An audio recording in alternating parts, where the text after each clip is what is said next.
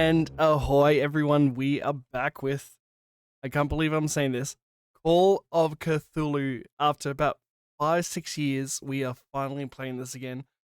I'm so hyped. Ivy, glad you could make it here. We are playing, Call of Cthulhu with myself, Decoy, Billy, Retina, who Ivy, you might recognize as Big Dave. And of course, we have our lovely keeper, Mr. Dale. And we are going to unmute and say a big fat ahoy to everyone else. I'm gonna hide in the car boot. Yeah, sure, do that. Oh my god.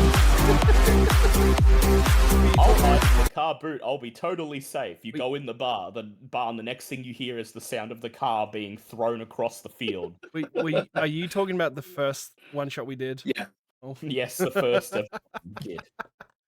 Oh, We literally shit. go to investigate a barn and everyone dies. And then you died.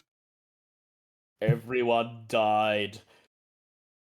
Here is our friend Craig. Now recording. He records the audio. He's a creep. He listens in on our conversations and he doesn't contribute in any way. Craig, you fucking creep. Over on my server, we call him Le Craig for some reason. Here, he's just Craig and he's a creep. Try to ignore that he's there. Let's get into it. Welcome, everybody, to Call of Cthulhu. After a very long time, Call of Cthulhu with two of the original players. And I, of course... Dale, stop rubbing your mic. Yes, I need to stop doing that. I need to keep my hands to myself. Keep my hands on the books and on the mouse and the dice and nothing else. Oh my god. Let's get the music going and we will get into it. And Matt, since you just joined, there's a user called Ivan the Fixer. He's the music bot. If you want to turn the music up or down, you just adjust his user volume and it will change for you. Ooh. Also, Matt, before we begin, you can change your name from Polar Bear to your name. Yes. Your character name. Or you could just be known as Welcome. Polar Bear. Wait, this is the thing that I had to sign into before, was it? Oh yeah, Owlbear Road. You shouldn't need to sign into anything. You should just click the link and it'll... I might need to approve you though. Let me see. I've got Blake Stone, Polar Bear, and Violet LeBeau currently in there there. we go. Yeah, I'm Polar Bear. Crystal needs to get into it. It's not going to be essential to look at the map. It's just something to look at, and I'm going to throw handouts in there when you find them, so you can read along. Crystal, the link's in the chat. Yes, it's in the Discord. All right. Well, we've got a lot of ground to cover before 10:30, when I unfortunately do have to go. So let's see how far we get, and hopefully we will end on a good cliffhanger. Give me 2 seconds. I forgot to grab my dice. Oh my god. Definitely going to need them. Otherwise, I'll be rolling for you, and you know what I'll be doing. Neil Abatab! Well, what would you be doing? Rubbing the trying mic. to kill him. Yeah, I think I might relocate because I think the fact that I have the microphone on my couch, on the armrest, might be contributing to things. Give me a sec. It's the autism thing, need to play with something. Well, it's just because there's a soft blanket on the couch and I keep stroking it and it keeps moving the mic. So I'm just going to move. Be back in a sec. You just keep stroking it.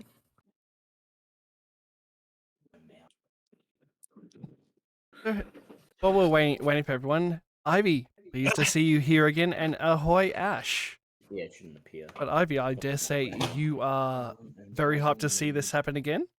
And also, as pinned in the chat, there'll be very little cats. I've got plenty of battery. I'll plug it in if it gets bad. All right, I'm back.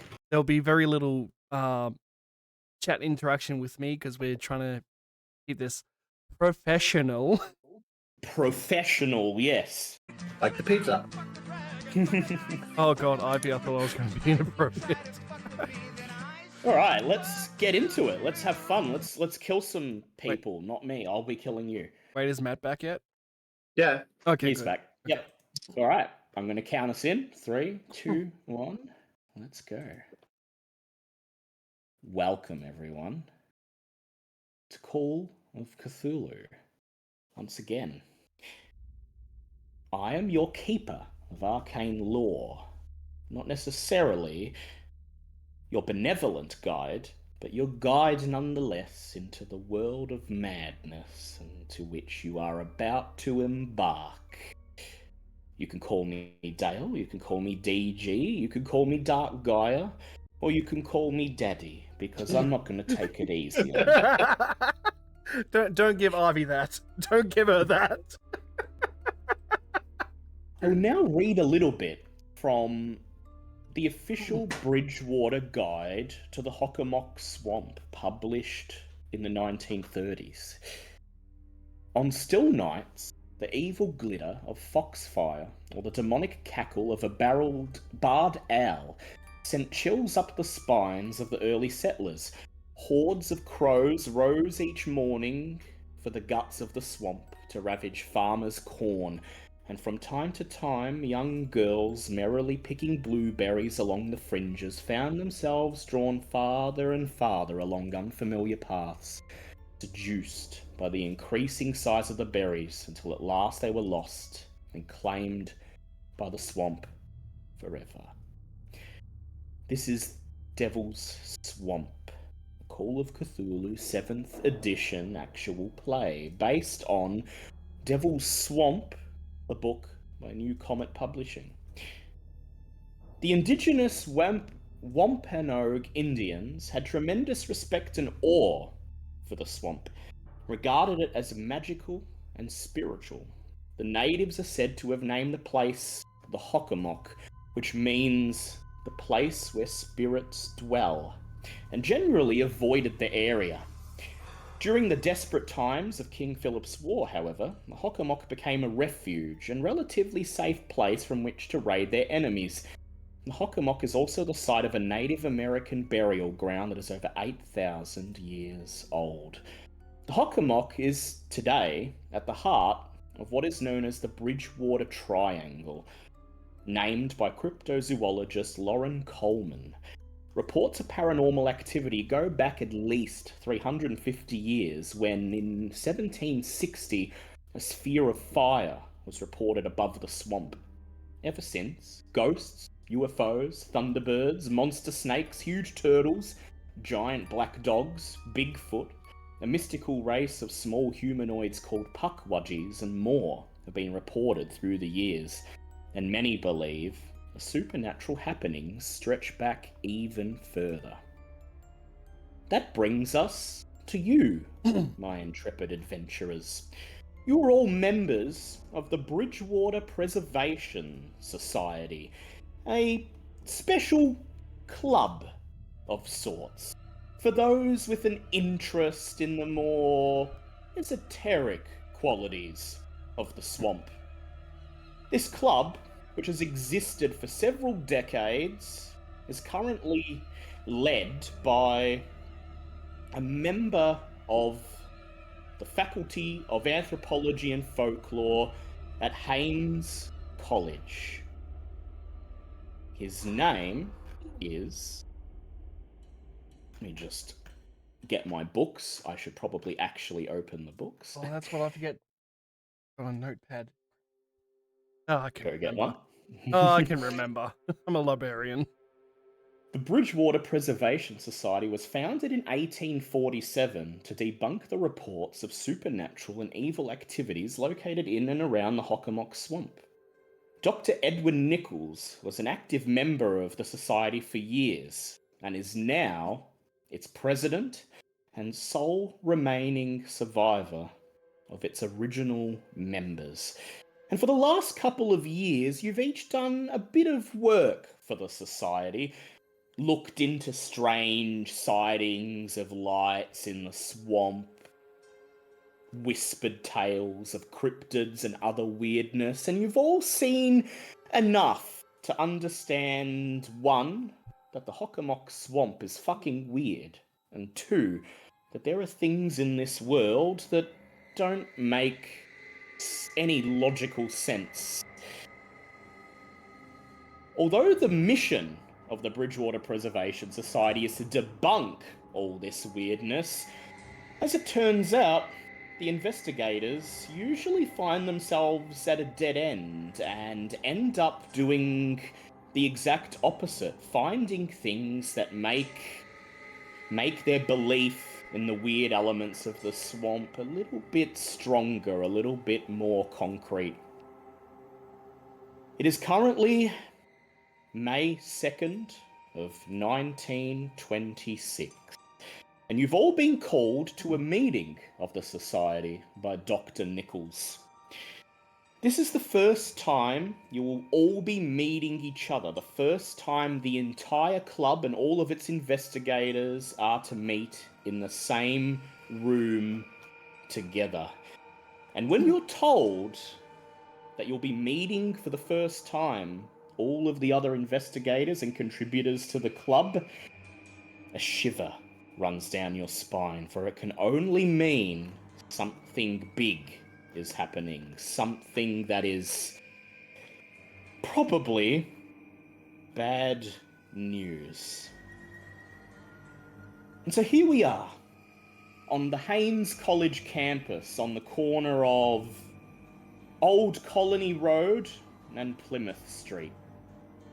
It's a small but well-maintained, leafy campus, a collection of about 20 buildings housing different faculties and student facilities, but the club meets today in the university library, in Dr. Nichols' office. As you step in, you see him seated already at his table. There are charts and piles of books stacked around you, and beyond that, the seemingly endless shelves of the library filled with ancient tomes seem to stretch on endlessly into the shadows. As you all enter and take your seats around the table, Dr. Nichols meets each of your eyes in turn, a grim look on his face.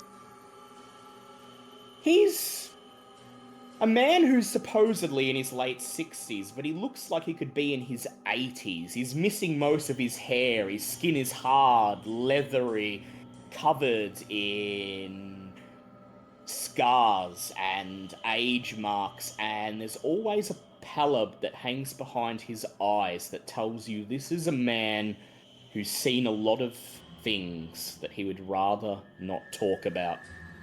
He clears his throat. And you're all here.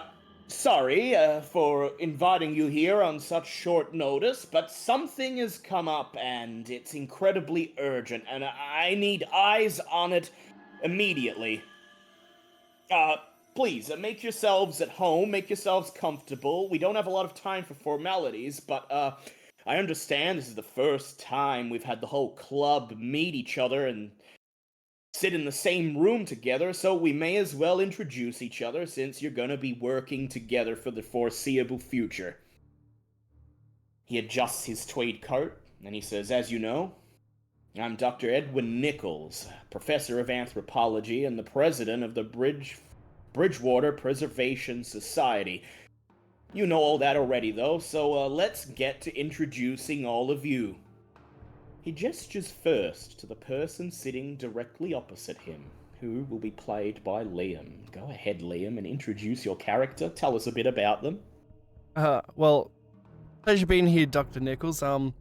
First and foremost, I got to say, thank you for getting me out of that recent sticky situation, and I just got to say, this is one swanky university you have here. If we had time, I would happily peruse every single one of these books.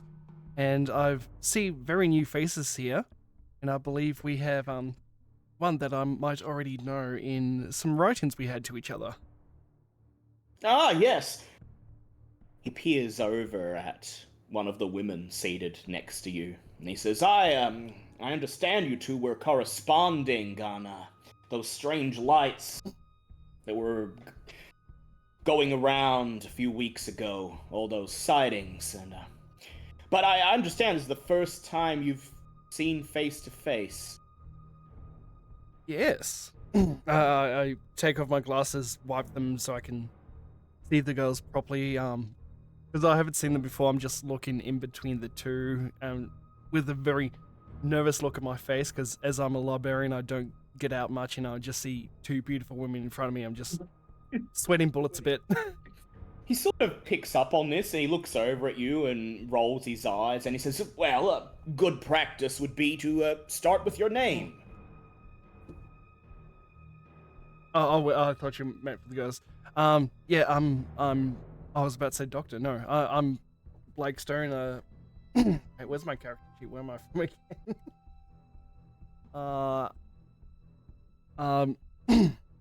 again? Former librarian in Boston.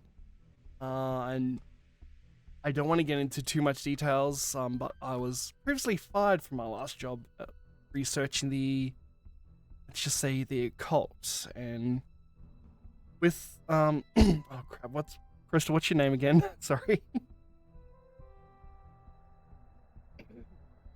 Fuck, where's Florence? Florence. and Oh, how organized we all are. That's okay. I think I'm the most organized out of all of us here.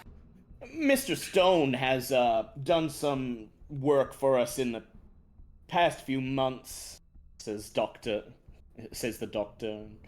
He holds up a leather-bound book, takes it off a pile on the table, and he says he's helped us secure some texts for our collection, and unfortunately ran into hot water at his previous institution, but he's been of use to us, and his knowledge makes him a valuable asset to the team. And of course, you already know Florence here. She's one of our regulars. Florence, could you describe, in your own words, the work you undertake for us here at the Society? I don't know how to do it in character. I'm nervous. You don't have to RP. You can just explain what your character would say. You don't have to actually roleplay it if you don't know. First session, nothing's a wrong answer. Okay. Exactly. Well, Florence is a gypsy witch studying astronomy diagrams.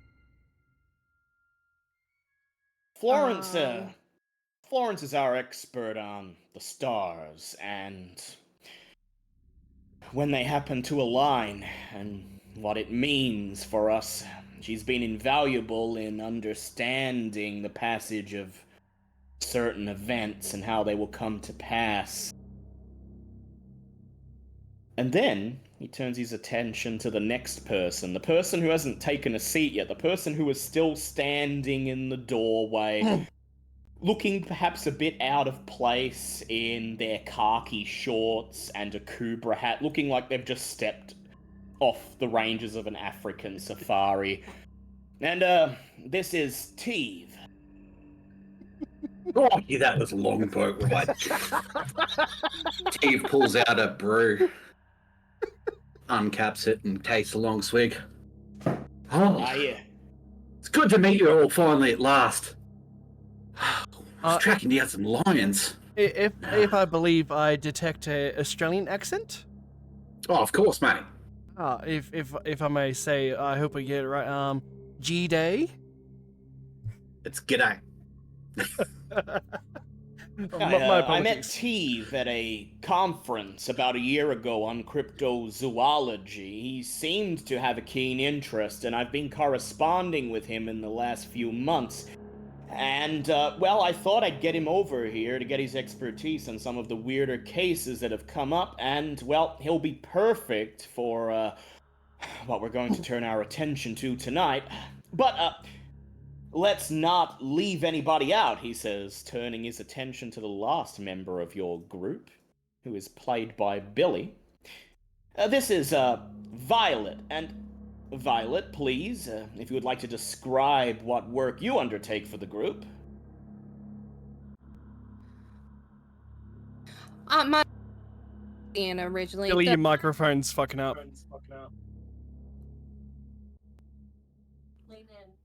I'm originally from Indiana, thank you very much.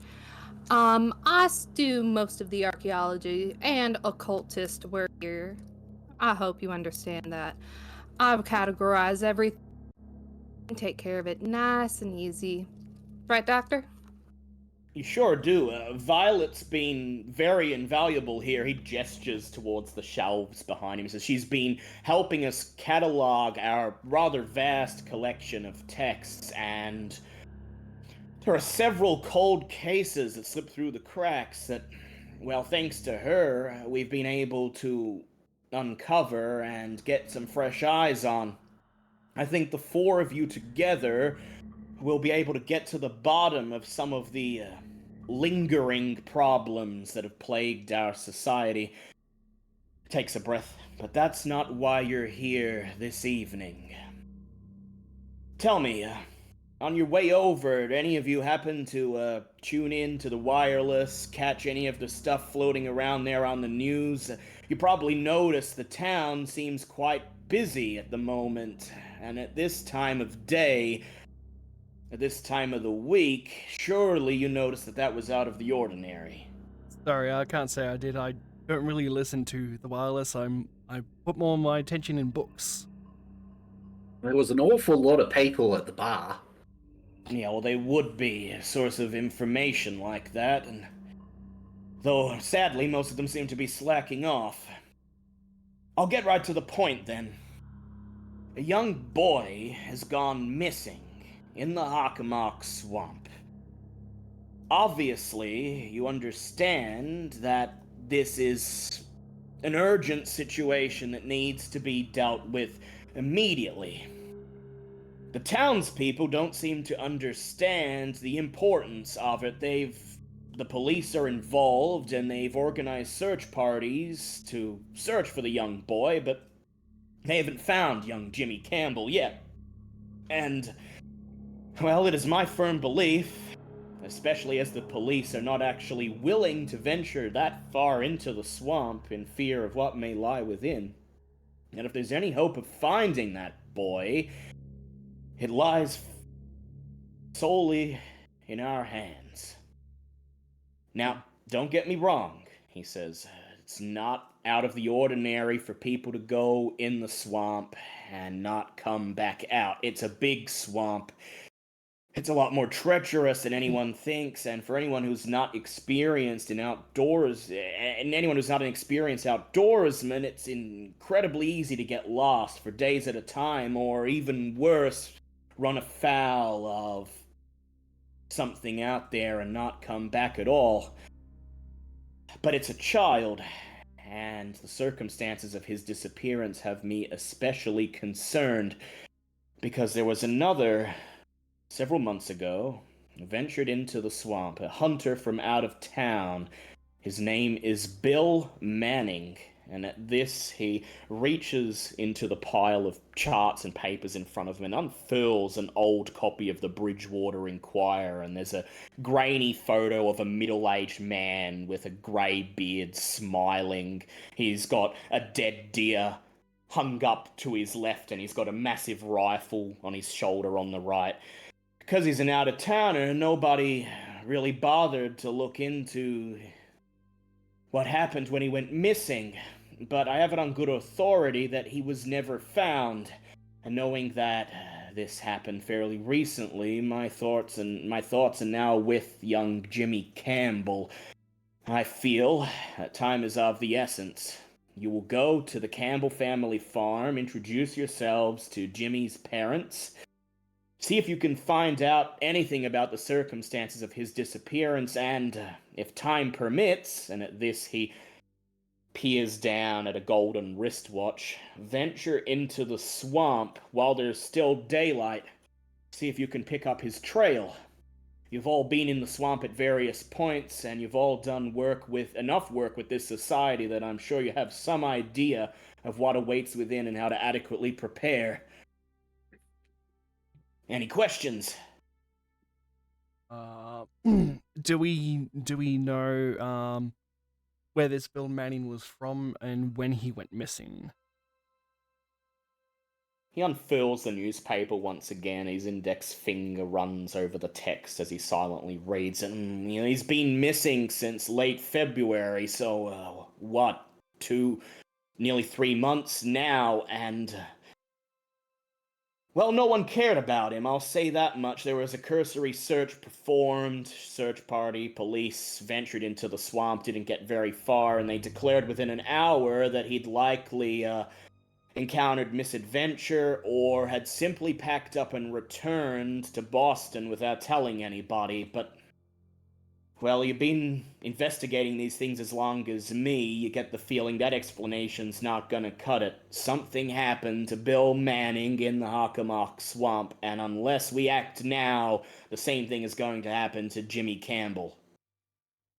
So they're more interested in the missing child because he's from around here than some men Exactly. that's from Boston. The Campbells aren't exactly one of the town's, well-to-do families, but they are still residents of Bridgewater, and so the police department is, well, I'll say doing more than the bare minimum to try to find the boy, but it's not going well. They've been at it all day, and there hasn't been a single sign of him at all. Bloody hell, sounds like it's in dire straits. Yes, and that's where you come in. I assume a swamp such as the Hockomock isn't that different from some of the places you've stomped around in your time. Ah, please, it's walk in the park. And I will say there is every chance that this is all entirely mundane. After all, our purpose as a society is to debunk all these weird stories about the swamp. It's entirely possible that he ran afoul of a bear, or a big snake, or some other wild animal, and, well, if that's the case, you're well placed to deal with that. Yeah, I'll track him down, not a problem. Well, it seems you've got it well in hand. If there's nothing else, no more questions, I would advise you to get down to that farm. There's only a few hours of daylight left, and venturing into the swamp after dark, well, I wouldn't advise it. Would there happen to be a police precinct library anywhere that I could do some research and try to get some more information? You're free to head down to the police department, see if you can get into their archives. But you know how they are at the best of times. They see our investigations as troublemaking, sticking our noses where they don't belong. So I wouldn't expect them to be forthcoming. In fact, they might not even be there. He rubs his chin in thought. The searches are still ongoing. Most of the police department will probably be at the family farm now, organizing the thing. You might be able to ask them some questions, but again, I wouldn't expect much in the way of help. They like to keep it all fairly close to their chest. Well, we might see. I do think, because as you can see, I'm not really a people person. I'm more of a book and research. So I think my talents would be put better to some research about Billy and Jimmy. Precisely, says the doctor. That's why I brought you along.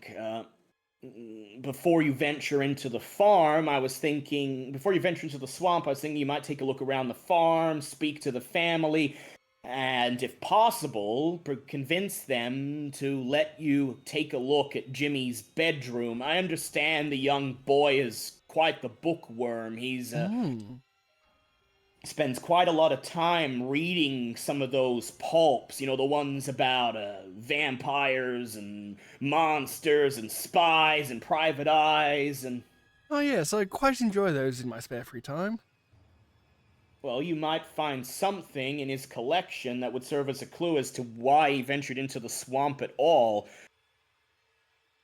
Everyone around here knows it's incredibly dangerous, and I can't fathom why a child would simply up and go without any warning. Well, look at the others. It's a very pleasure meeting you. I dare say we might go and inspect this farmhouse then. Yeah, I should be able to pick up on any tracks that are being left around the house.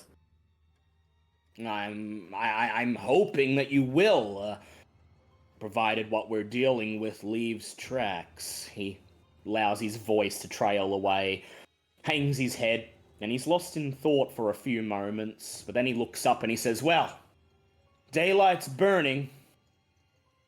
So, be off with you. If you need anything before you venture into the swamp, pay a visit to the outfitter, drop my name, and the society will pick up any expenses that you'll incur. You'll need to pay up front out of your pocket, but you will be reimbursed. Now, on my end, I'll be scouring the archives for anything that may be of use, and if I find anything, I will get into contact with you immediately. He nods at each of you in turn, smiling a grim smile. Best of luck, and please before go we ahead. before we go, since you're going through the archives, and this involves Florence as well, I've done some digging of the constellations you've been asking me about in the writings you've sent, and I don't know if it has anything to do with what will be going on, but I've taken a closer look and done some research about it, and it seems to be I adjust my glasses. Arblo, I believe it's called, and reading the scriptures, it mentions something of Glucky. I don't know much about this. I've done the best I can with the current research I have access to, but Florence, I hope that helps whatever you're doing in your further adventures. Thank you. There's no indication on Dr. Nichols' face that he recognizes any of these names. If he does, he doesn't tell you anything. Instead, he fumbles through the charts yet again, and this time he pulls out some star charts and some pieces of parchment covered in a particularly neat form of cursive handwriting. And Blake and Florence, you both recognize these as your correspondence. Oh. Yes, the star charts did indicate. Nichols bites his lip. Mr. Serwin and Mr. Serwin and Violet there. I hope you don't mind waiting for just a moment, because Mr. Stone has brought something to my attention, and it may be important. I'd like you two to gather around here and tell me what you see in the charts.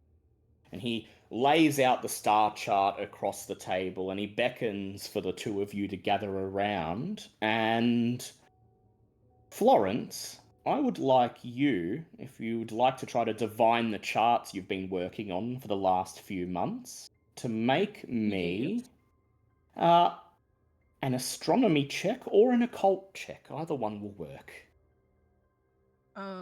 Which die do I use? So for every check in Call of Cthulhu, you roll a D100, which is 2 D10s. You pick one to be the tens or one to be the units, and you're trying to get equal to or under your score in the skill to pass. And if you get under half, we call that a hard.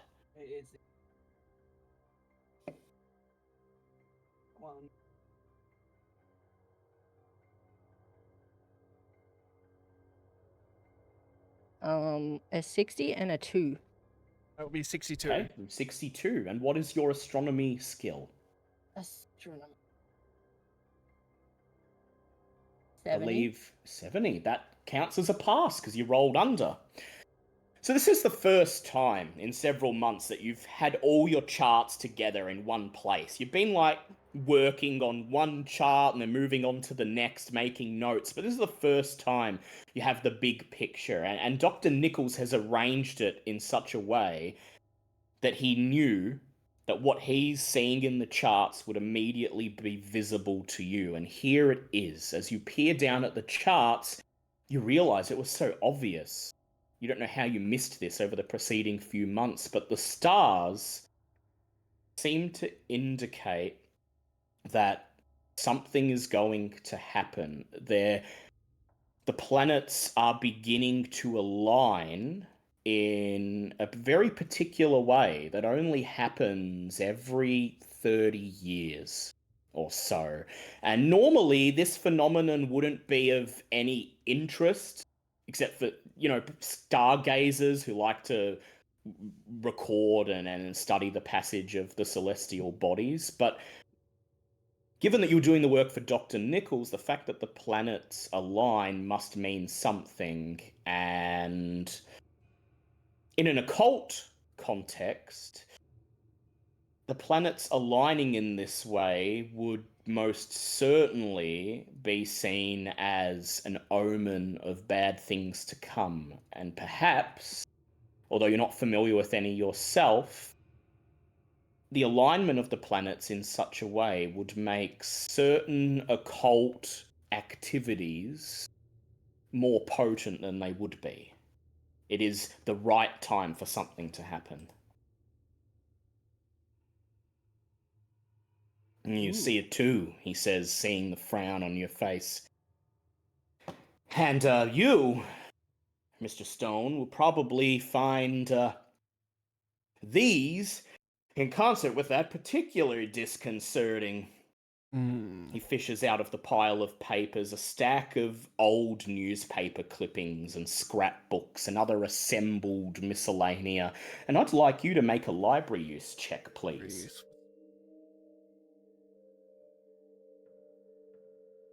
60. Neil at the tip dice, don't fail me now. Oh, that's a 75. Would that be a pass or a fail? That's a fail. Would I be able to push that? Yep. So in Call of Cthulhu, whenever you fail a roll, you may choose to push, which means you attempt the roll again, but if you fail, something bad will happen. You can also, if your roll is not that bad of a fail, you can also spend your luck to bring it down. For example, if you needed a 70 and you got a 75, you can spend 5 luck to bring it down to 70. Or you can simply accept the fail and receive some information, but perhaps not all. Come on. Oh, that's an 18. Oh, Very good. That is just a hard success. You realize you have to put your glasses on. At first, you're flicking through and you're not really making sense of it, but then you realize you're not wearing your glasses, you fish them out, put them on, rub the tip of your sleeve across the lens to clean it, and you realize that what Dr. Nichols has done is he's effectively compiled the last 50 or so years worth of stories from the Bridgewater Inquirer about people going missing in the swamp, or people or people being found dead in the vicinity of the swamp. And there's many reasons why this could have happened. The vast majority of them probably just ventured in, succumbed to misadventure, never came back out. But you notice in particular that the intensity of the disappearances and the deaths seems to increase in volume around 30 years ago. In fact, exactly 30 years ago, there's a string of 5 or 6 missing people, all in the span of a couple of months, and none of them were ever found. So, Dr. Nichols, you're saying this could possibly be connected to the stars? I believe, based on what the star charts say, that something happened about 30 years ago. You have the evidence right there in your hands. The disappearances seemed to build up around that time and then abruptly stopped. Or, more accurately, I should say, returned to the levels they were before then, such as it is. And I believe, based on the fact that the stars and the planets are aligning in such a way that whatever happened 30 years ago is about to start up again. Bill Manning was probably the first, and Jimmy Campbell might be the second. I nervously rub my glasses just out of pure anxious. Well, I certainly hope we won't be joining those poor souls. Well, if you keep your wits about you and go in prepared, there's minimal chance of that happening, but I won't lie to you. I think something big is going on, and if anyone wants out right now, he points to the door, I won't think anything less of you if you turn and leave. Otherwise, We've got work to do. I'm in this for purely academic research. Mr. Selwyn, I believe you're more than capable at leading us through the swamps. Oh, certainly. And what about you, ladies? I'll be fine in the Well- swamps. Well, all I have to say is this isn't the first thing I've dealt with. It's not going to be the last. Let's go for it. Yes, well, when you've grown up on the bayou, I suppose our little Hockamark ain't much to look at, but still keep your wits about you. Dr. Nichols smiles and then looks into your eyes, each in turn, and he nods silently, wishing you good luck. If you need me, I'll be here. And then he gestures towards the door. You step out onto the leafy campus and you realize that Haynes College today is relatively quiet. There's usually students about on the common studying, walking with each other. There's usually teachers and professors going back and forth, but especially in the late afternoon, the campus would be a bustle of activity, but right now it's almost completely empty. And it occurs to you that the whole town, basically, must have dropped what they were doing to get involved with this search for Jimmy Campbell.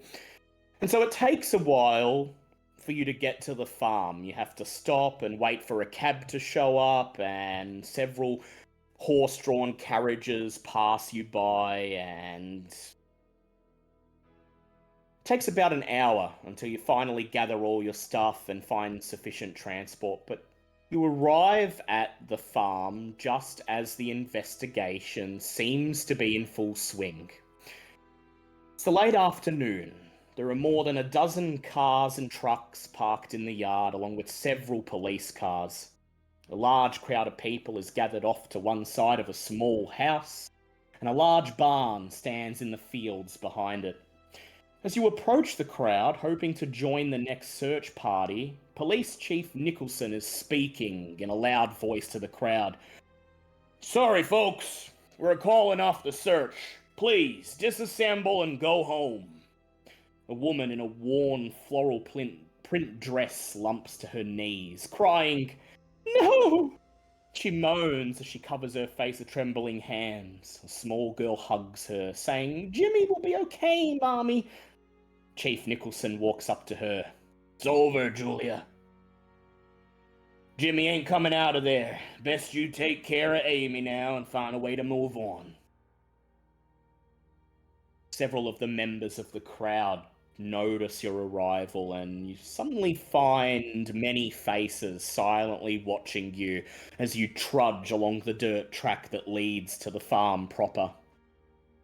Is there anything you'd like to do? I think we might leave this to. Oh dear.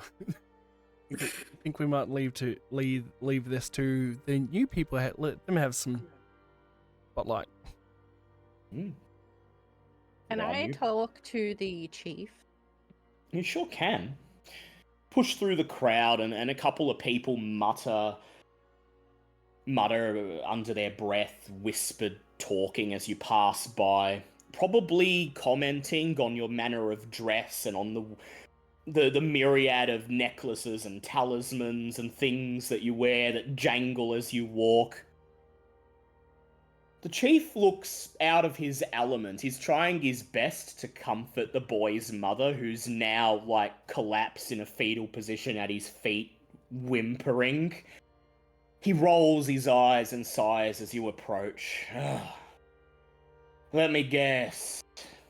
That old bastard Nichols has sent his investigators sniffing around because you think Bigfoot or you think Bigfoot or the Puckwudgies or the spirits of the swamp took the boy.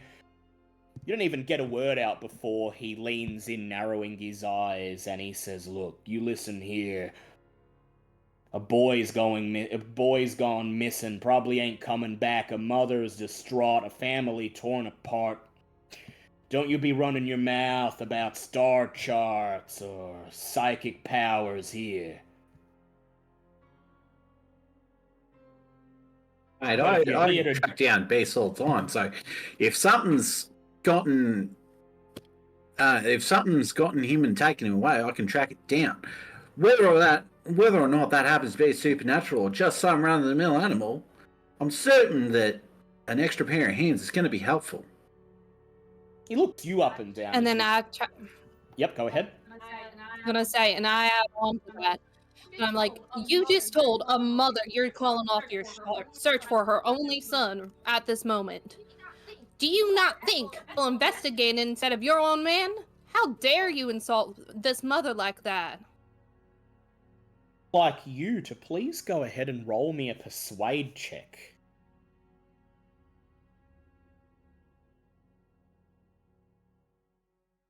Or an intimidate check. You can do either, depending on which one you have highest. That is a 23 Is that a pass? out of 50, so that Definitely. That's a hard pass. Yeah. The Oh. police chief is silent for a moment. He just scratches the back of his head as he takes in the sight of first this gypsy woman and then a man in khakis stepping up beside her and then the rest of the group. And there's silence for a moment, save for the wailing of the mother and the still whispered voices of the rest of the search party. Well, if you want to join the search, you're welcome to, he says, taken off guard. But it's 5:30 now. Sun's only gonna be out for a couple more hours. We're wrapping up because it ain't safe to be in the swamp after dark, and well, we ain't found any sign of the boy, and there ain't no point in giving Julia here false hope. If that boy's in the swamp overnight, then he's probably not gonna be coming back. It's best for everyone if she comes to terms with it now and moves on. Just a fact of life. Now, if you're planning on conducting your own search, don't let me stop you. But I will say this, should any more go missing in the swamp, and my police department has to come looking for you, you can bet I won't be very happy about being forced to use more of the department's resources on 4 sticky beaks who should have known better, who wouldn't stay away. Well, as you can see by our 2 associates here, I think we're more than capable at the moment for trying to find the boy and trying to get the truth of what's going on.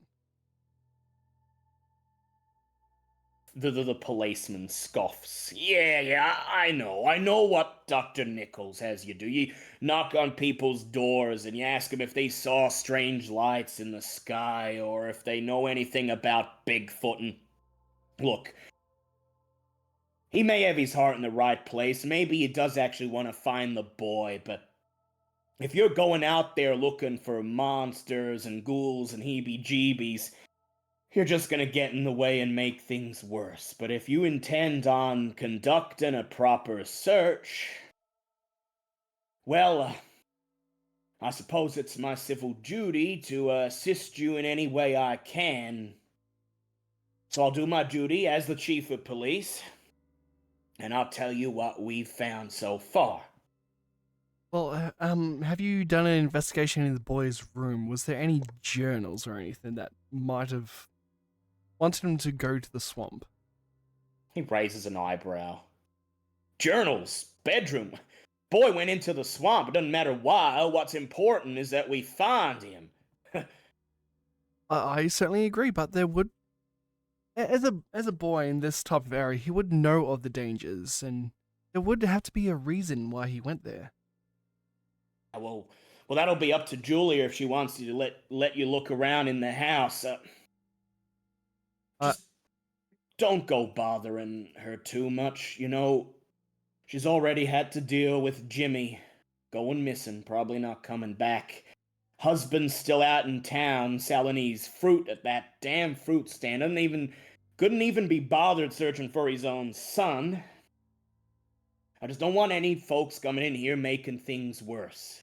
No, that's the last thing we want to do. As I said, we want to find the boy and just find out what happened to him. And look, I know what you guys think of Dr. Nichols and the little group, but we are interested in more than interested in finding the boy. And if it, I'm starting to. Well, Blake is starting to stammer a lot because he's not used to this much confrontation.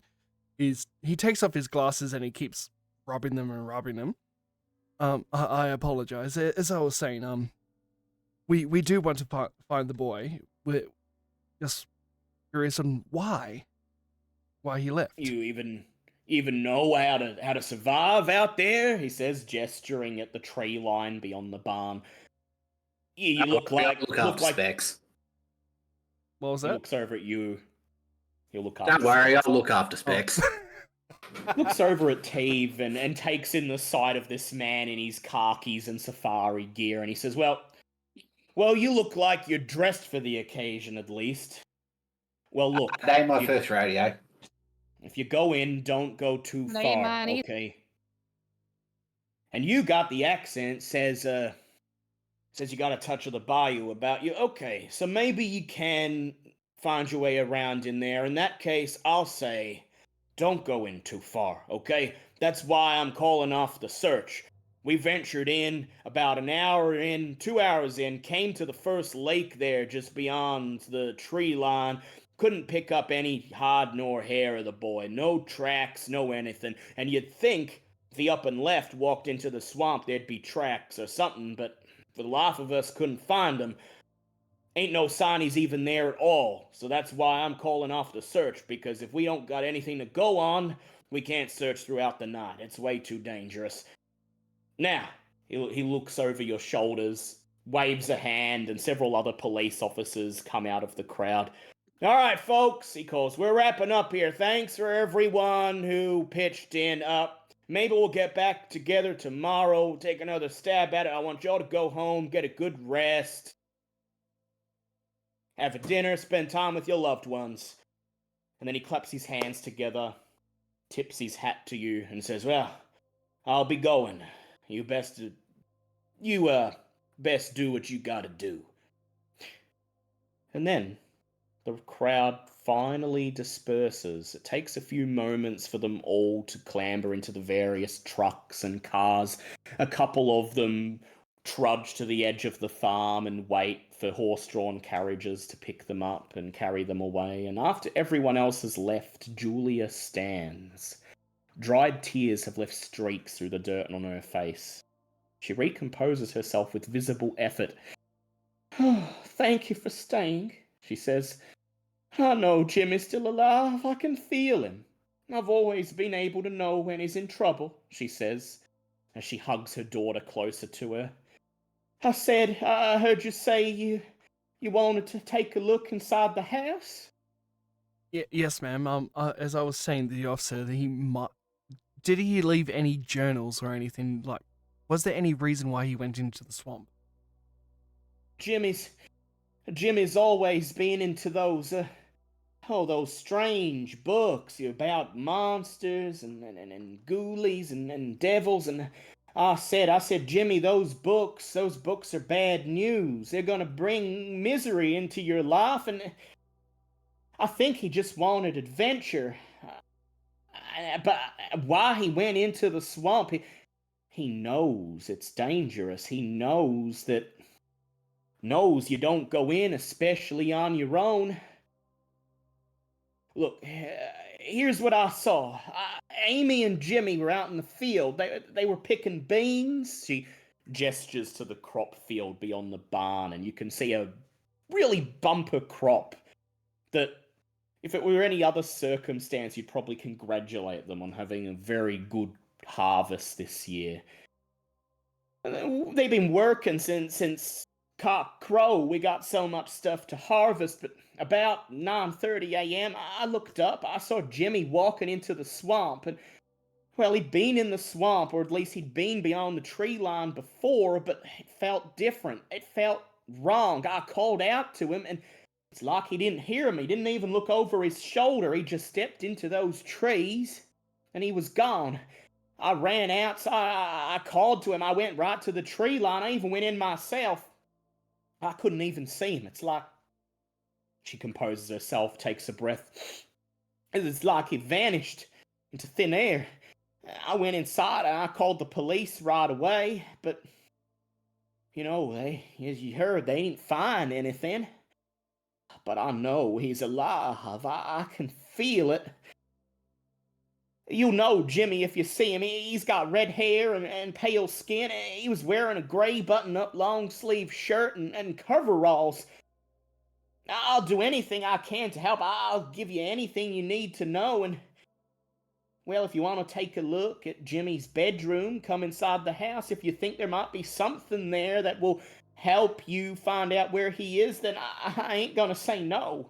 Anything that will help the cause of him trying to find your son, madam. Takes a look at the three others with you, particularly Florence, who still looks out of place with all of her witchy bangles and necklaces and talismans, and Teve in his safari gear. And for the briefest moment, you think you see a flicker of some emotion on her face that is her questioning who these people are and what she's about to get herself into. But her desperation to find her son takes over, and she quickly beckons for you to follow her to the house. Alright. This old 4-room house has seen better days. The paint has almost completely peeled off. The windows are caked with a layer of crud and dirt. Step to the front door creaks, and one of the posts that holds up the roof is broken, barely holding up a sagging porch roof. But the inside of the house looks much better than the outside. It's clean and well kept. There's a couch with a knitted quilt, which dominates the main room, flanked by a cushioned chair and a rocking chair. A radio sits on a small table against the wall, and a phone hangs on the wall next to it.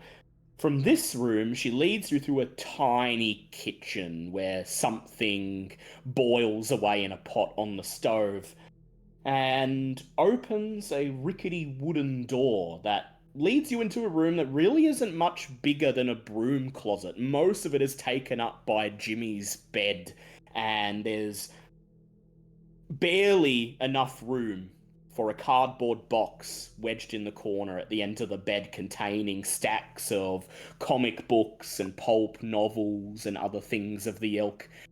Oh, Jimmy's books are all in there. She says, we ain't got room in here for a bookcase. But he tries to keep them organized as best he can out of that box. I'm quite impressed with the organization and skills of this young man. Feel free to take a look, she says, hovering in the doorway. Her daughter still lingers behind her, one arm wrapped around her mother's leg. And as you begin to conduct your search, she watches you with wide open eyes. So, Blake, you want to look at the books. Does anyone else want to look at anything in particular? Or ask any questions to any of the people present? I'm going to take a look around the outside of the house. I'm gonna talk to the or to see if I can get any more information about when Jimmy actually left. So that's what I'm gonna try to do, especially since the dog went. Yeah. And Florence, is there anything you'd like to do, or are you helping helping Blake go through the books and see if there's anything of note? I wanted to talk to the mother and the kid, take her back to the kitchen, maybe make her a cup of tea. So I mean, sanity. Yeah. Sanity, yeah. So Florence and Violet lead the mother and daughter out of the room, and Blake, as you start rifling through the books in the cardboard box, you hear the sound of cupboards being opened, and then the wail of a kettle as the tea is served, and feminine voices having a hushed conversation in the other room. I'd like you, Blake, to go ahead and make me either spot hidden roll or a library use roll. It's up to you. Oh, they're both 60, so. Alright. Oh! That's a 5! That's And a 5. which skill was that on? Spot hidden Oh, or library we'll use? go spot hidden, so that's a extreme. No, not extreme, So- critical.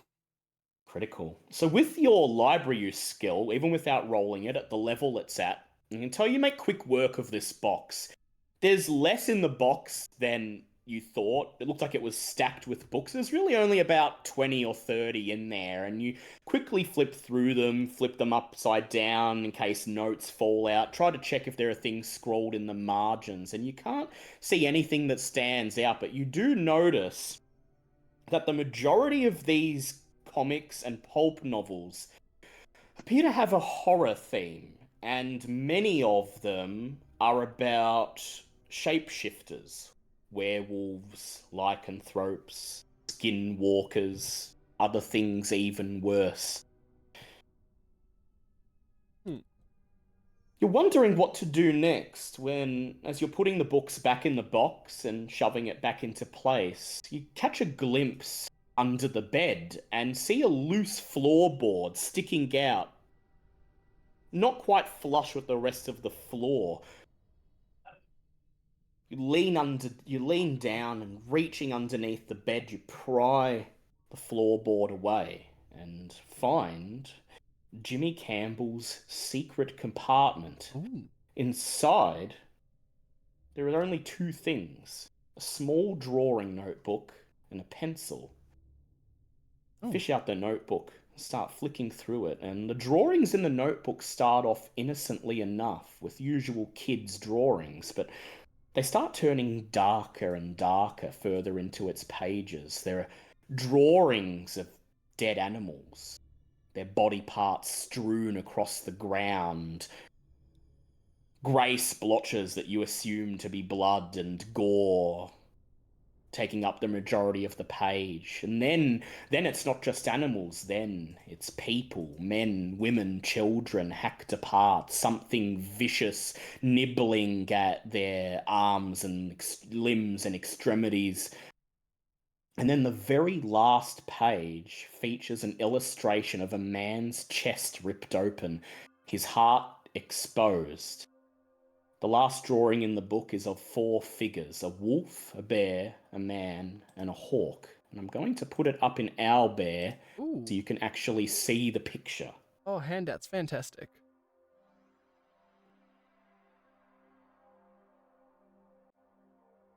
Cool. There's something not quite right about it. You can't quite put your finger on it, but the way these faces stare back at you, a bird, a wolf, a bear, and a man, each of them staring blankly ahead as if into nothing, seeing nothing, unsettles you. And I'd like you to make a sanity check for me, Yep. please. Knew that one's coming. What's my sanity? 50.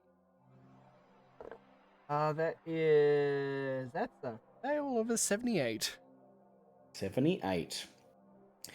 You lose 1 point of sanity. Only 1 for now. I'm assuming because they're kids' drawings.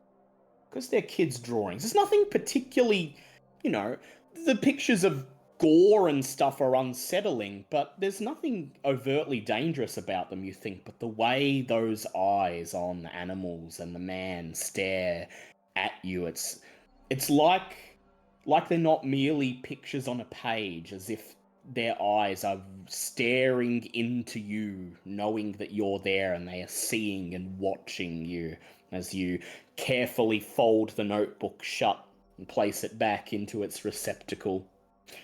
May I do an education roll, seeing if there's any connection between the scars they all seem to share on the same cheek? Yeah, you sure can. I think that was my highest stat. Yeah, 80. Yeah, because indeed, the bird, the wolf, the bear, and the man, each of them have a seemingly identical gash just under their right eye. This is a 25, so that's a hard success. Hard success. Well, it seems to you there's no mistake that when Jimmy drew this, he was intending for that scar to be the same scar. The unsettling implication that follows is that you're not looking at 4 separate creatures, but one being in different forms. Your mind quickly flashes back to a few moments ago. You glance at the cardboard box full of stories of werewolves and shapeshifters, and you wonder, could the boys' interest have stumbled upon something real? Meanwhile, outside, we have Teve Serwin trudging through the grounds of the farm. And would you like to focus on the grounds of the farm itself, Teve, or would you like to conduct your search closer to the tree line? The boy went off into the tree line, didn't he? Yeah, she said she looked up, saw him stepping into the trees, and then he was gone. Yeah, I'll check at the tree line. I'd like you to go ahead and make me either a spot hidden or a track check for me, please. Okay, I'll go track because it's higher. Say 44. So that is pass. 4, yeah. Step past the ramshackle barn and the crop field and spend 20 to 30 minutes just prowling around the tree line. And there are a lot of tracks here, Teve. It's clear to you that many people have been in and out of the swamp today. The search party going in and out. Tracks of many different people of all different sizes. But strangely, there are no tracks that would indicate a child has been through here. You can't believe it, but the mother was right. There is no sign that Jimmy passed through this way, and if there was, it's lost in all these other tracks and the passage of all these other people. Can I make a natural world check to see if there's anything odd with the area? You sure can. That is an 11. And that is a half success.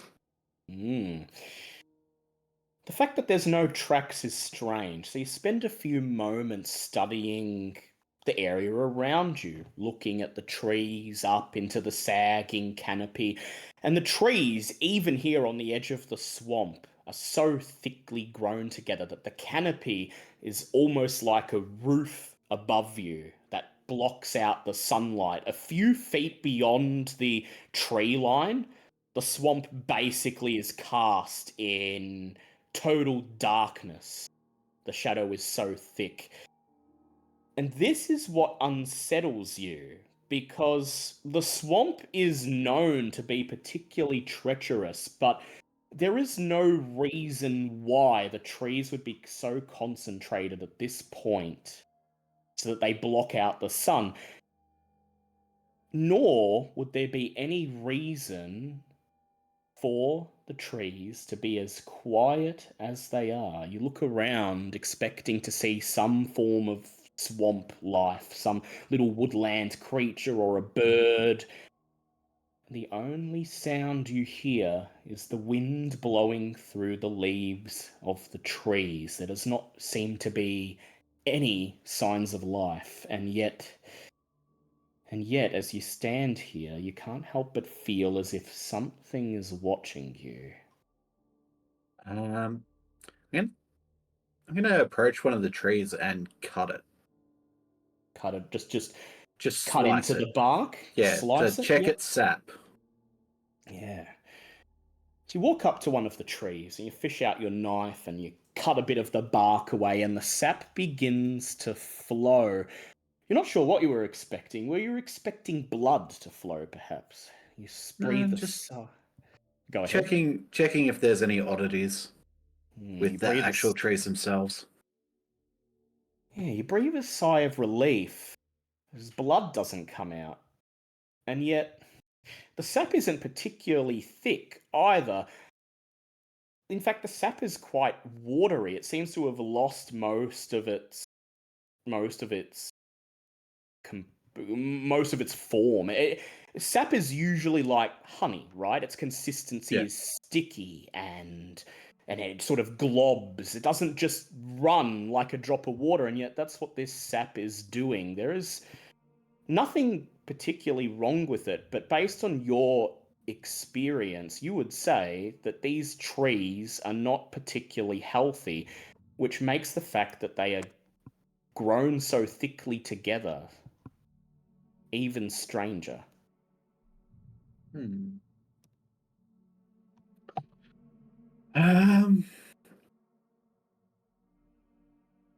Can I check the ground a little bit closer? Make me a spot hidden roll, please, or a survival roll. You can do either. That is a 42, and yeah, that's under 50. What was the other one, sorry? Survival. Spot hidden or survival. Spot hidden was a pass. I don't know where my survival is. It's okay, you already passed. Yeah, you already passed. You're fine. It was either spot hidden or survival. Survival, Okay. yeah. The ground is... Well, the ground is, for a swamp, oddly hard and lumpy. You look down and the blades of grass come up at least to your knee. You kneel down and brush some of the grass away, and you realize that you're not standing on dirt at all, and suddenly you realize why the boy might not have left any tracks. Just beyond the tree line, the trees grow so thick that their roots twist and crisscross each other underneath the grass. You're essentially standing on a pathway of roots all entwined together like a long path of wood winding its way through the grass, leading further into the swamp. Hmm. I'd Well, like you to go ahead and make a sanity check for me, please. that's 15. That a pass or a fail? Oh, I've got 50, so... Yeah, definitely a pass. You lose 1 point of sanity, and Dang for it. just a moment, there's a shiver at the base of your neck. You've been in some treacherous places in the wilderness before, Teve, but you can't help but feel, now that you've seen it all and you take a step back and study it, that it's like a corridor, a hallway, the trunks of the trees pressed tightly together, flanking you, almost like a wall of bark and dirt and leaves, the canopy above serving as the roof, and beneath your feet, the roots crisscrossing twisted together, creating some kind of floor.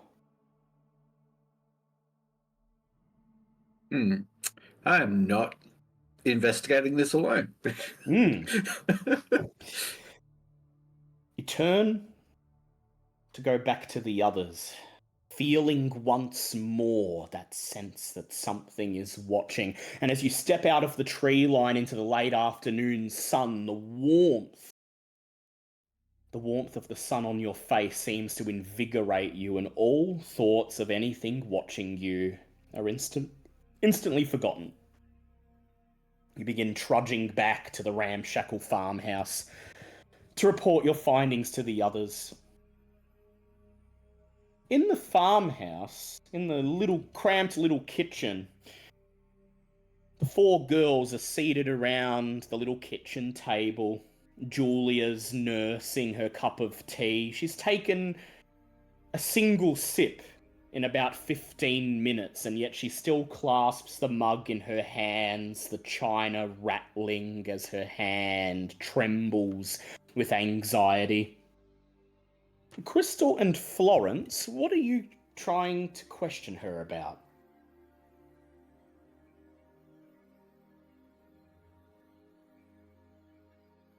Well, Well, I'm gonna try to create some trust between us. So I gently take, and I know exactly what you're going through. My late husband, same thing happened. One minute we're walking by you together, and then next minute we're separated, and I'm in the hospital. I believe my husband is still alive. That's why I'm helping you search out, because I know that hope. I'm just trying to establish some trust between them. Go ahead and make me either a charm or persuade check, please.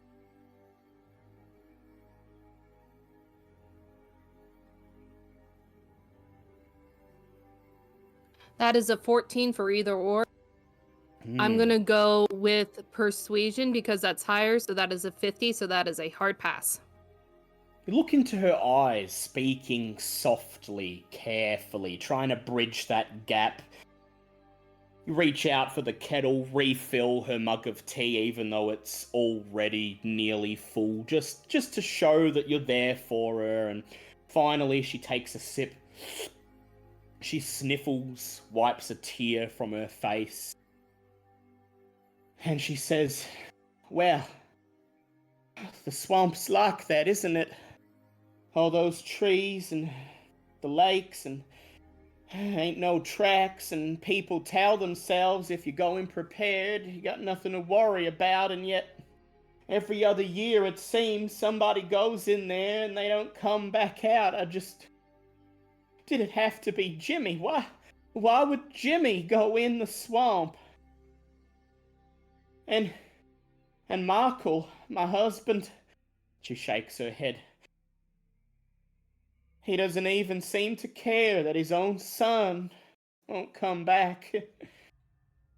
Said it ain't no excuse to not go to town and go to the farmer's market and sell his vegetables like it was any other day of the week. Said somebody's got to put bread on the table for this family, but your son, you know." She sniffles again. And as she does, you notice her peering over your shoulder at something on the wall, and you whirl around to follow her gaze, and you see that there's a sepia photograph hanging up on the wall. Several years old, you can tell, because the daughter who's clinging to her leg is only a newborn infant in the picture, clutched in her mother's arms. And Jimmy is there, much younger, smiling, beaming, waving for the camera. But standing behind him, the father, Michael, the smile on his face seems much more forced. His eyes are staring off into the distance as if he's not even there at all. Julia sighs. "Well, it can't be helped. A man's got to do what a man's got to do, I suppose." And then she takes another sip of tea.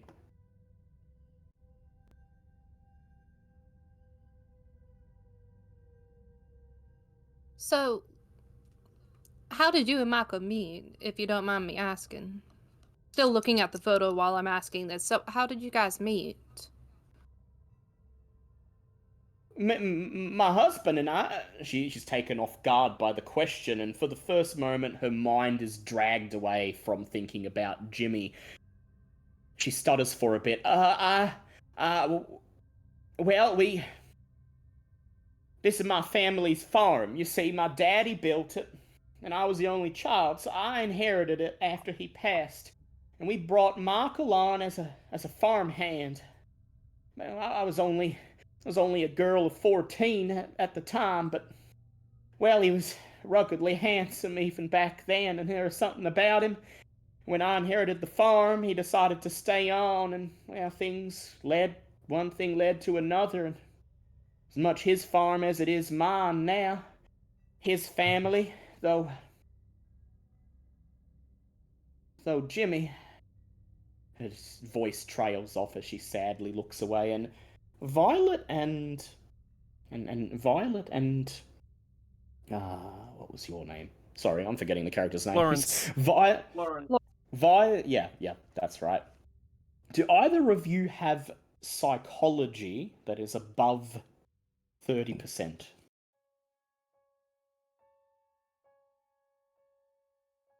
I don't have any points in psychology. Yours is just standard psychology. I don't either. I have medicine though. Go ahead and make a medicine check for me, but it will only be successful if it's a hard success. You can also roll intelligence if you'd like, but again, you're looking for a hard success because you're not actually using the skill psychology.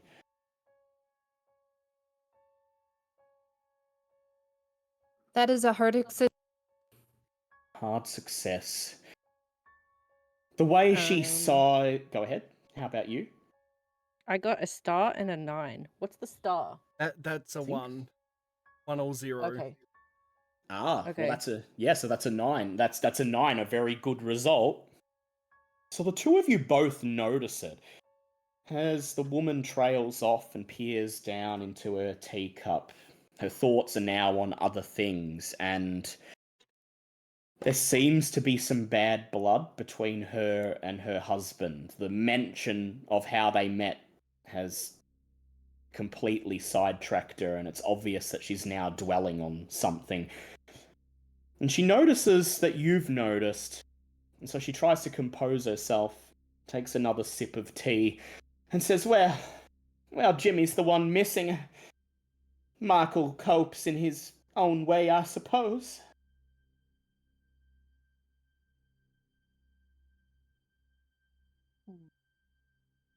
The feeling that you could probably try to push the matter if you wanted, but you'd have to think carefully about how to approach it.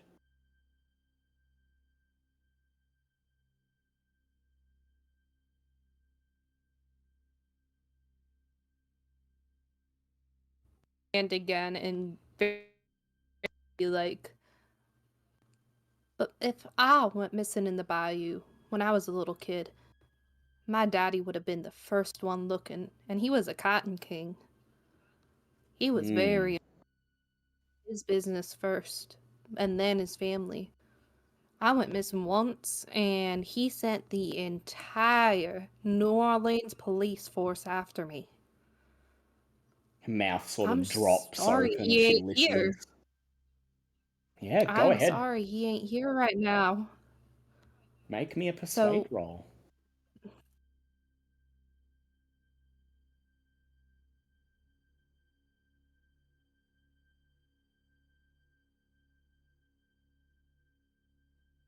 that is a 17. Well, it's just... She looks up. Well, I'm glad your daddy loved you and all, but you can't expect a man to love a son that ain't his own, can you? At this, she breaks into tears, begins crying. She pushes the cup of tea away, wraps her face in her hands, and just sobs. I shouldn't have done it. I shouldn't have done it.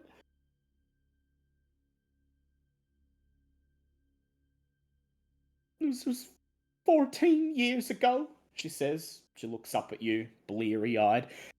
Still can't figure out why I did it, but John and Michael and I had a big fight that morning over money and something that John, the man the other farmhand we were working with, wanted more wages, and we had a big fight. And after he left, the most beautiful young man I'd ever seen, red-haired, fair complexion, he knocked on the door, and I'd never seen this man in my life, but all my worries melted away. He stepped into the house before I even invited him. I didn't have to invite him. I just knew I wanted him in the house. I wanted him next to me. And before he left, he kissed me and he said that he had gifted me with a son. I've never seen him again. But Jimmy was born 9 months later, and I tried to convince Michael that the baby was him, but he always seemed to know that Jimmy wasn't his son. But I never told anybody about the stranger. I've never even mentioned it. You're the first person I've... She breaks down into tears, begins sobbing once more. can't help but feel that maybe Markle wanted something to happen to Jimmy, you know? Maybe it was his way at getting back at me for not being faithful all those years ago.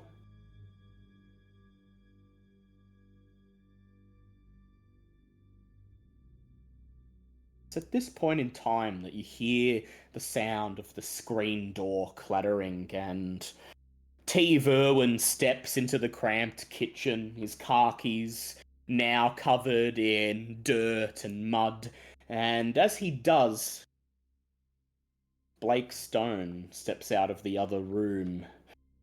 Strange look on his face, indicating that he's found something of interest among the young boy's belongings. Well, says Julia, looking up first at Teve and then at Blake. How did you find anything? Any clues about Jimmy? Well, miss, I did find some rather disturbing drawings. Was he touched in any way?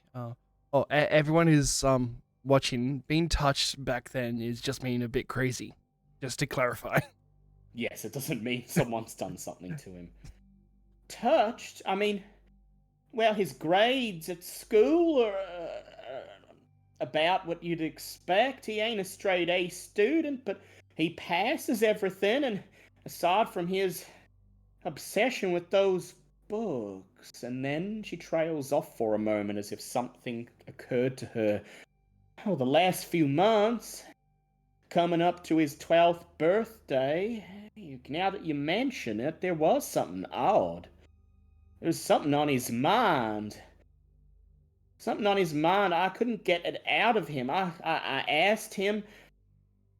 Didn't want to spend time with his sister no more. Didn't want to see his friends from school. And he said one time, looked me in the eyes and he said, Mom, I want to meet my dad.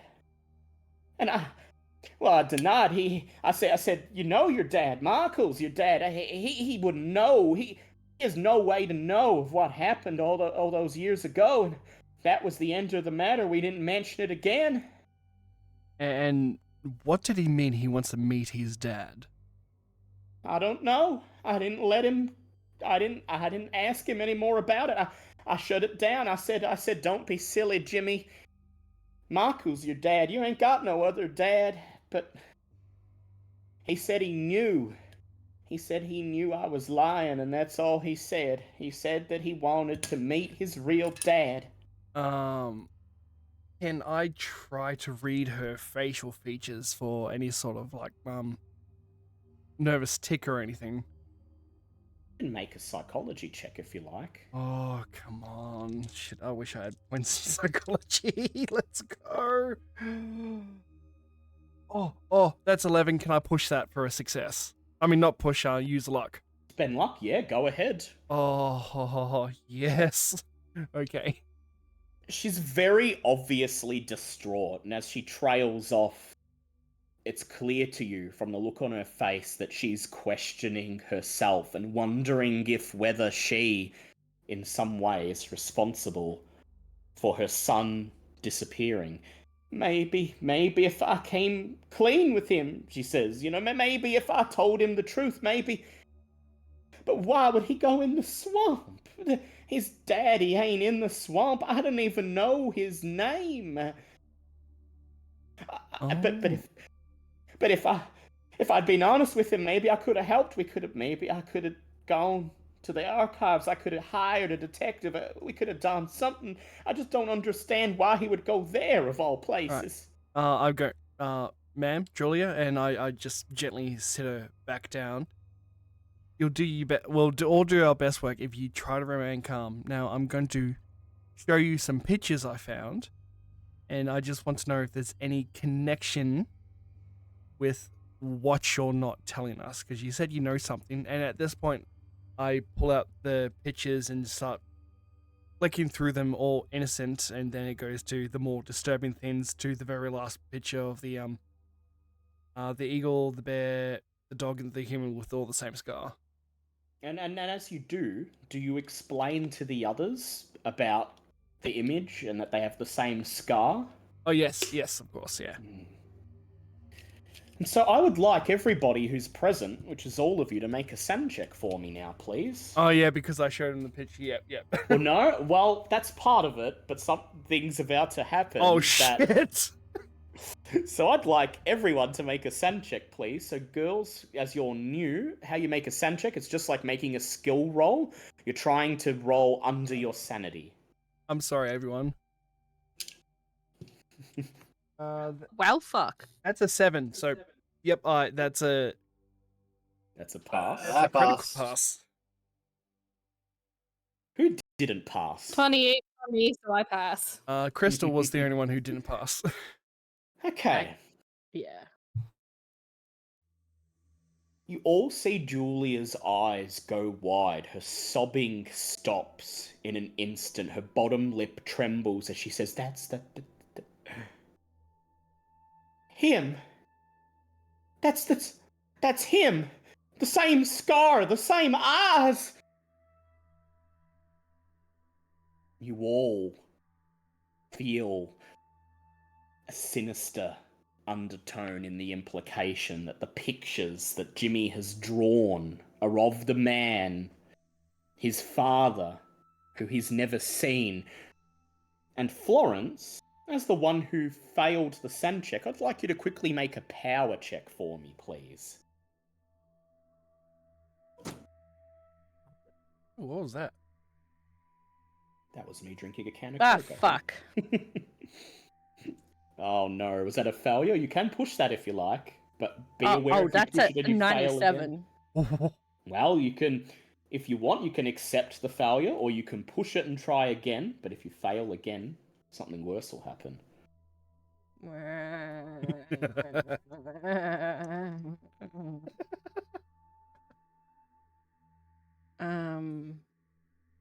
38? And what's your power? 50? That's a pass. Okay. As you stare Jesus. at the picture that Blake holds up of this man with the scar under his eye, you feel the weirdest thing. You're a witch. You describe yourself as a witch, right? And Yes. so, yes, and so you consider yourself fairly attuned to psychic energies and things that other people wouldn't notice, and you can swear, as you look at that picture, a male voice, cold, monotone, whispers in your ear, I will have what is mine. My flesh, my blood. And you lose 3 points of sanity. Everyone else loses another 1 point. It could have Ow. been a lot worse if you failed that push. It takes a few seconds for you to realize that it's not the voice of anyone in the room. You look around trying to see who's talking to you and see no one there. And then you realize you were hearing something that isn't necessarily in the room, and suddenly, inexplicably, you feel an intense desire to enter the swamp. In fact, you only become aware of it when you notice that your body is carrying you, your legs moving of their own accord towards the screen door that leads outside. And it's only when one of the others looks up to ask what you're doing that you realize where you're going. You recompose yourself, take control of your faculties, and return to the table, your gaze lingering on the screen door and the tree line of the swamp visible just outside. You okay, ma'am? Says Julia. And in spite of the situation, she grabs the kettle and pours more tea into your cup. I take a sip of my tea, compose myself, And with a shaking voice, I'm just like, yeah, I'm okay. I don't know what came over me.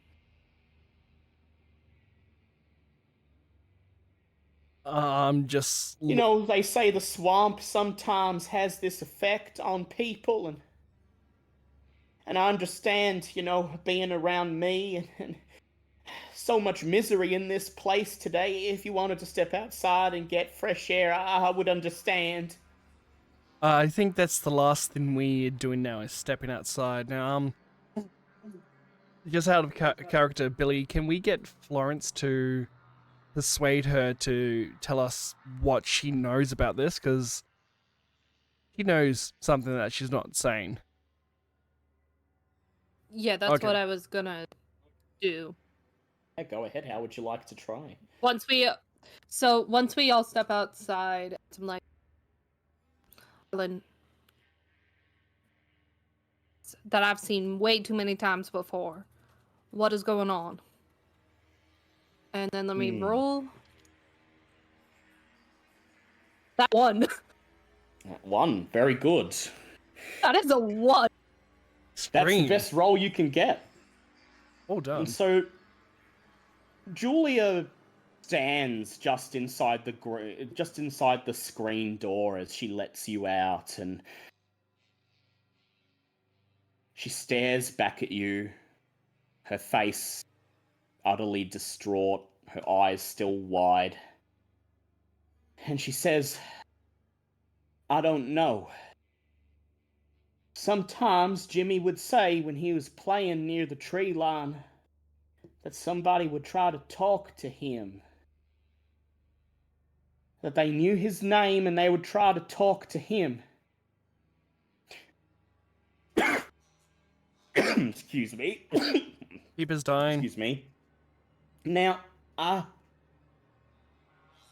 ain't heard any voices. I ain't heard any such thing in the swamp. It was very young when he used to hear these voices, and we just chalked it down to a boy having an overactive imagination. But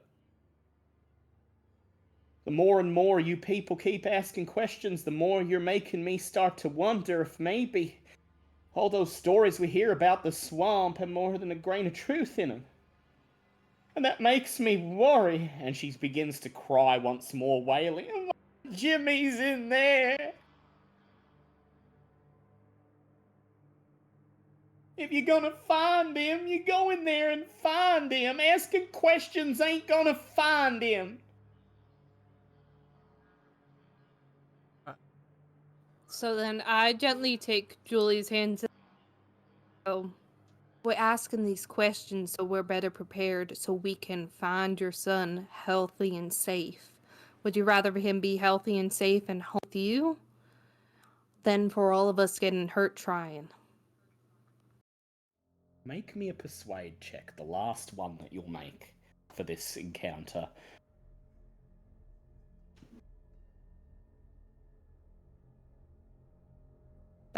My dice are lucky today. The dice god is blessing me. Let's go.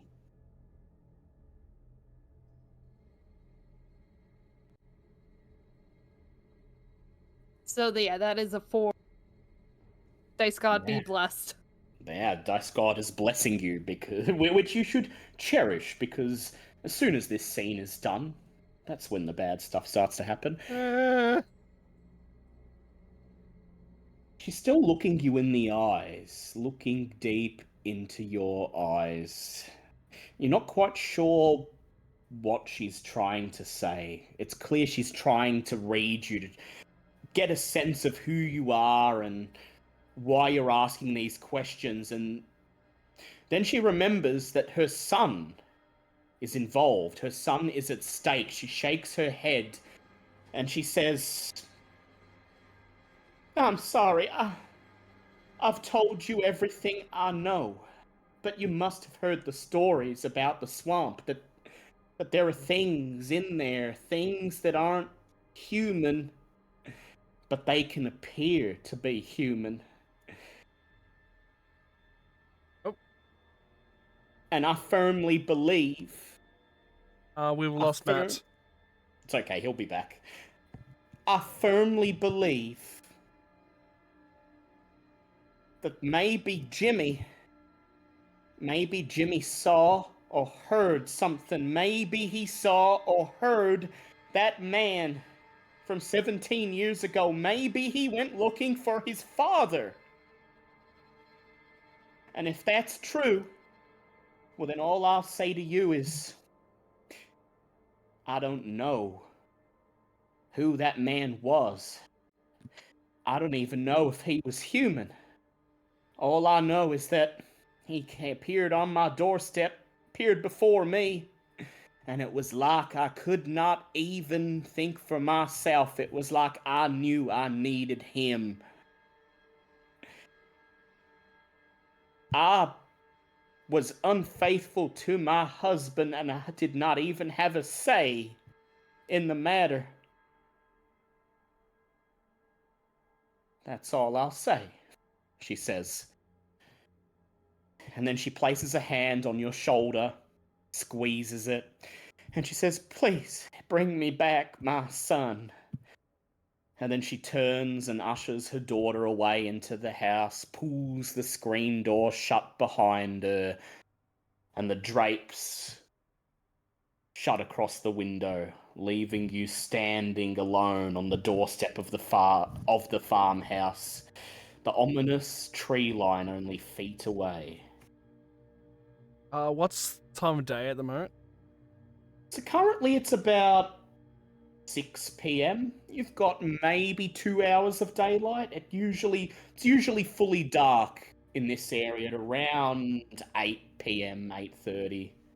I turn around and everyone, from the stories that we've just heard, I don't think it would be a good idea to go in tonight. I know we may lose some tracking, but I think we should go back to town and at least get prepared and come back tomorrow.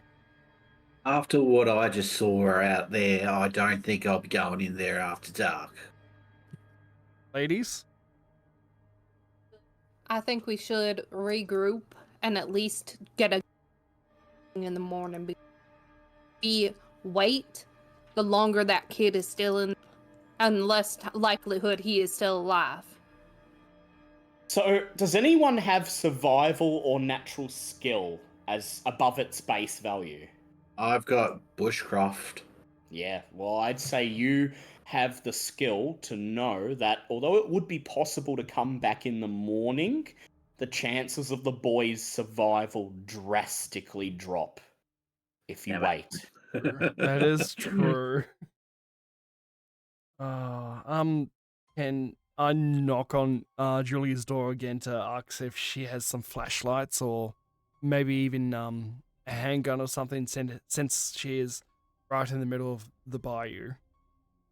You're going into the swamp, she says. And then she hurries away into the house. She comes back a few minutes later carrying a little knitted bag, a sack, like this sort of bindle sack that a hobo would have. And she hands it to you, and you take it and you unwrap it. And there's 3 electric flashlights. One of you will have to go without. And she says, I looked, we have a shotgun that we use for scaring varmints away, but, well, I wouldn't want to get in trouble by giving it to you. Alright, who has firearms, rifle, and shotgun? If one of you's trained and knows how to use it, I'll give it to you, but I don't feel right giving a weapon to people who are just conducting a search. I don't want you to accidentally hurt yourselves, and it's a dangerous swamp. Oh, BRB. Just gotta plug my laptop in. I'll get another drink. But does anyone have rifle and shotgun firearms above the base value? Nope. Nada. I have handgun. No, we're just waiting for me. Steve, have a gun? He's getting a drink.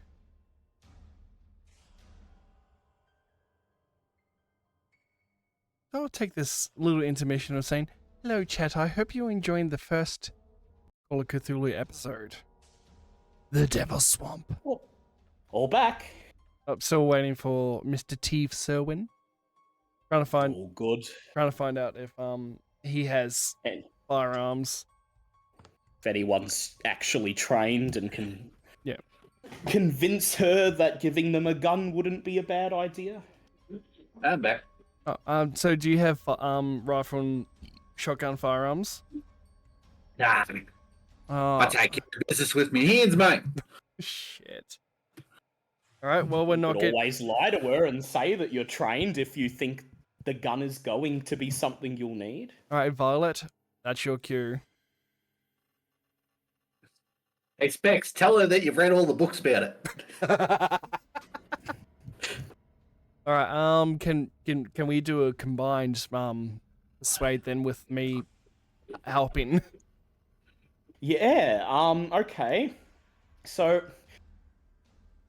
you can each go ahead and make a, let's see, you can make a persuade check, or you can make a survival check to explain to her that the swamp is full of dangerous animals and that any sort of protection would help you. I could do a bushcraft roll. Yeah, you can do that if you like, and you'll be like, look, there's big bears, mate, and there's big... That's 18, so that's a hard pass. All right. I'll let Terwin take this. Yeah, go ahead. How will you convince her that the swamp is dangerous and that you guys really probably do want that shotgun? Love, as much as I loved all those little beasties out there in the swamp, unfortunately they don't love us back, and realistically that gun would be a massive help. Well, it's just I would have felt better if you were trained. You know, I don't want anyone causing themselves or each other any injuries, and I'm sure Chief Nicholson of the police would be very upset if... But then she bites her bottom lip. Oh, but you're right. If you're going deep into the swamp, there's all sorts of things. There's bears and... She disappears, the screen door shuts, and then a few minutes later she comes out and she hands you a long cylindrical object that's wrapped in a checkered tablecloth. I'll tell Markle that the search party took it out for safety in case he asks. I don't have any spare ammunition, mind, but I included whatever he has with it. And I pray to the Lord that you don't need to use it. Now, those flashlights, she points at the 3 flashlights. I'm sorry I didn't have one for each of you, but they should be working condition. Expensive, top of the line. Should be powered up. Should last you several hours, but please, I know you want to find my son, and I want you to as well, but try not to stay in that swamp longer than you have to. I and Teve, Florence, and Violet, the flashlights. I'll just sort of be the bookworm in the middle, and hand in Teve the shotgun. Oh, we're gonna need the shotgun stats. I'll give you... Not in Shotgun stats is... I do have them, and I'll get them for you. So a shotgun is you use fighting rifles, firearms, rifles, shotgun to use it, and its damage that it deals is 4d6 at close range, otherwise 2d6, but it does not do extra damage on a crit. Yeah, someone else can have the gun. I've got me knife and rope. I'll is a gladly big take the knife. gun. Thank you. Yeah. You're no stranger to this. You're not trained in firearms. You're not a professional, but you grew up on the bayou. You remember those summers as a little girl where your family members stuck a rifle in your hands and had you take pot shots at varmints. You know how to load it, you know how to cock it, you know how to fire it, and you hope that will be enough. And then you all take one last glance at the ramshackle farmhouse, at the big red barn and the bumper crop field behind. And then you sigh, turn towards the tree line, and square your shoulders for what is to come. So let me ask you a question. How would you like to travel in the swamp? Will you rely on one person to be the navigator and lead you? Will you be moving in a particular marching order, single file, or will you all go as one group? See if you can follow the trail. Just tell me how you'd like to do this. I think we would want the Aussie to help us lead through with some sort of tracking the what is it, the bush thing that you have? Bushcraft. Yeah, bushcraft. I also have tracking. Oh, okay. A natural world. Well, there you go. I'm pretty well versed. So yeah, T I'll would take care of you. leading us, and I can't understand what you're behind saying. him, semi. Behind him with the shotgun so- and... Go ahead, repeat, please. Like second in the row. So I think T should be in the front, and then I should be or making sure like the group stays safe, and then now I'm forgetting names. Lawrence and Blake. Blake and Florence sort of semi like next to me, behind me in a way. So that way, cohesive together. One of us is leading, one of us is protecting, and the other two are making sure everything's okay. Yeah, that seems like a wise idea.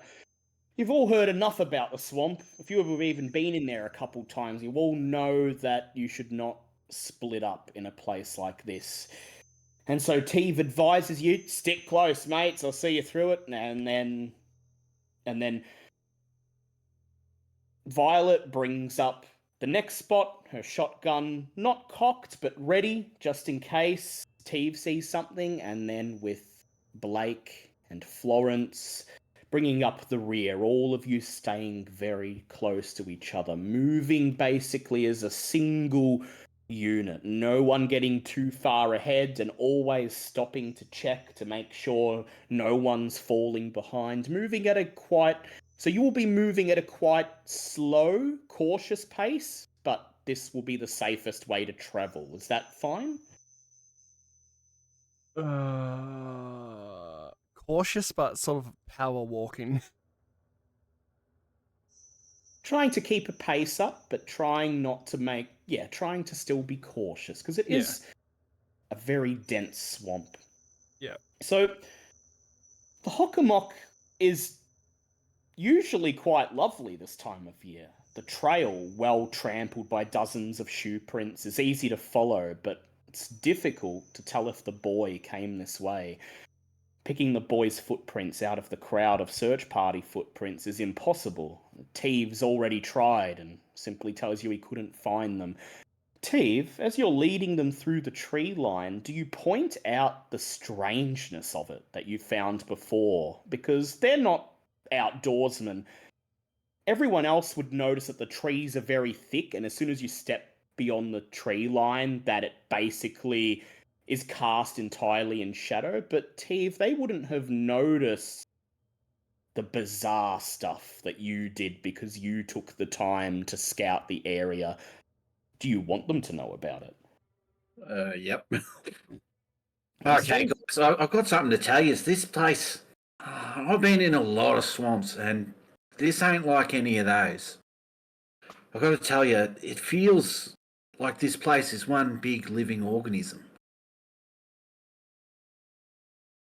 He gestures his arms around, he points at the thick canopy and the tree trunks that are so closed in together that they basically form a fence on either side of you, and then tells you to kick your boots at the ground ahead of you, and you all realize that you're kicking the tips of your boots against wooden tree roots. You're walking over the trees. They're so close together.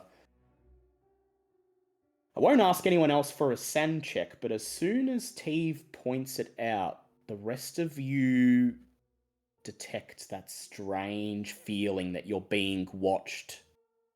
And yet the swamp around you is so eerily quiet.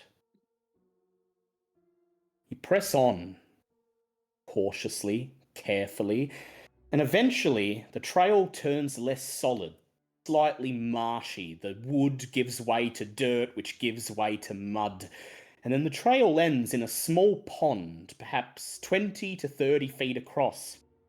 It feeds into a stream to the south. The woods have closed in on all sides so thickly that it seems that going around the water seems almost impossible. It's almost like the pond is fenced in by the trees. Hmm. The trail seems to end here. Right. Can I break off a decent length of branch, or if there's a big stick around the ground, because to test how deep the pond is? You sure can. And as you reach up and you reach one of the low-hanging branches and snap it off, and then you toss it into the water to see what will happen. And I will ask everybody who's present to make a spot hidden roll, please. That's a 1!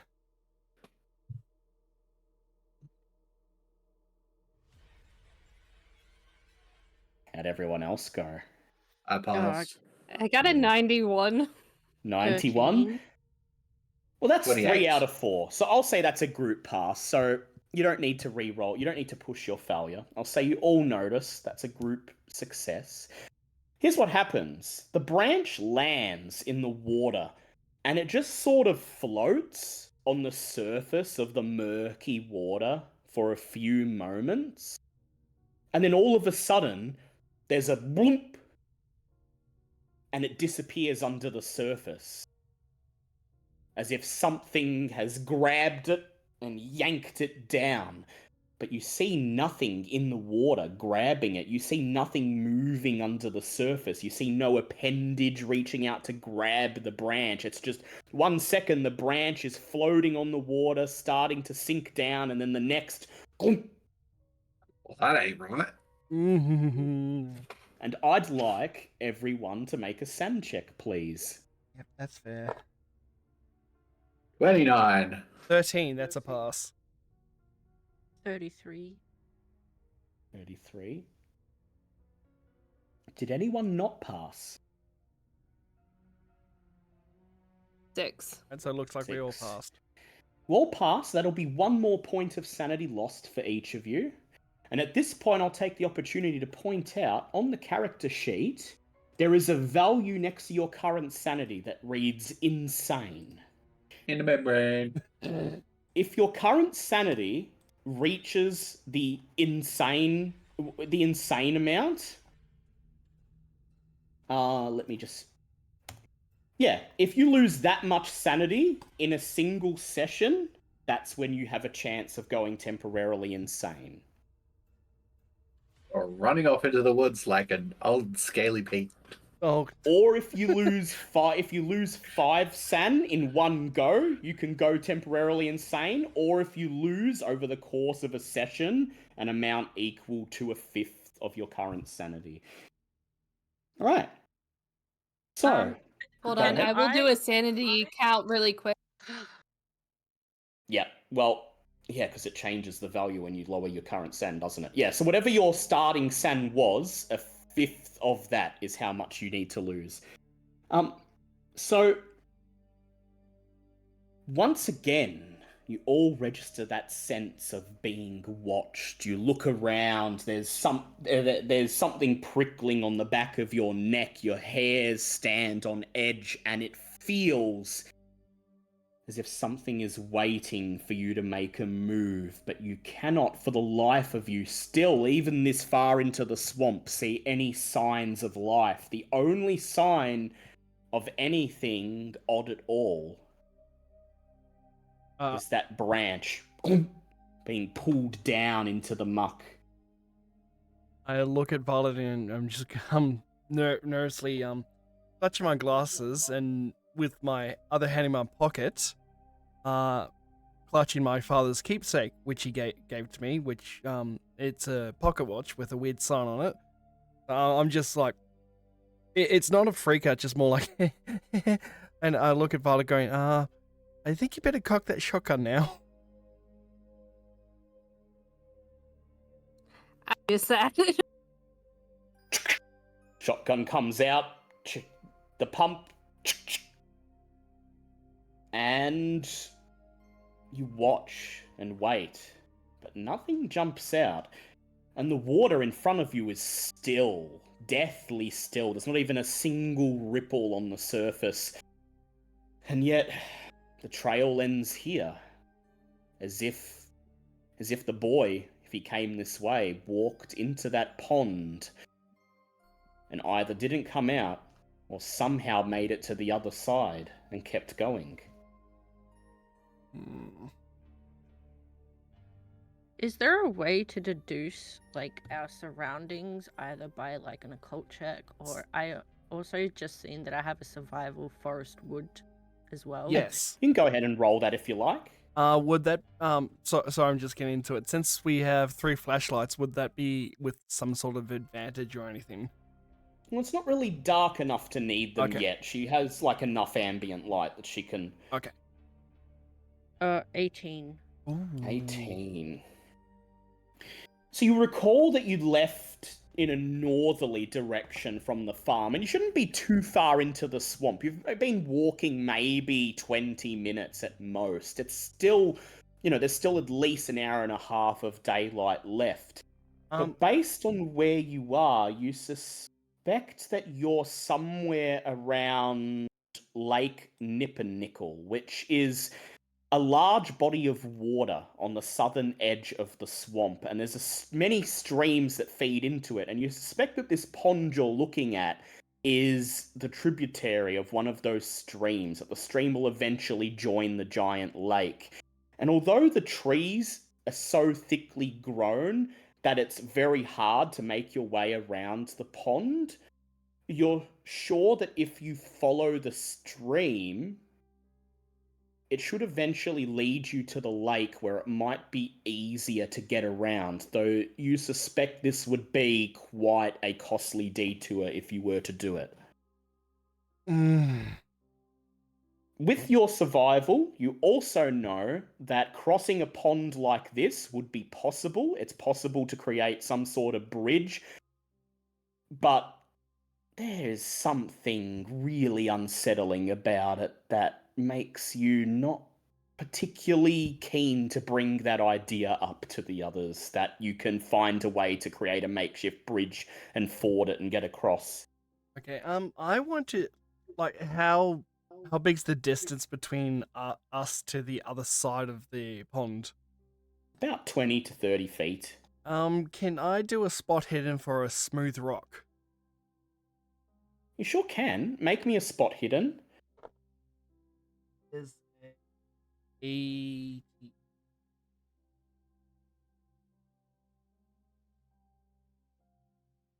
push that, please. You sure can. However, by pushing it, you will have to venture closer to the shore of the pond to search for bigger rocks.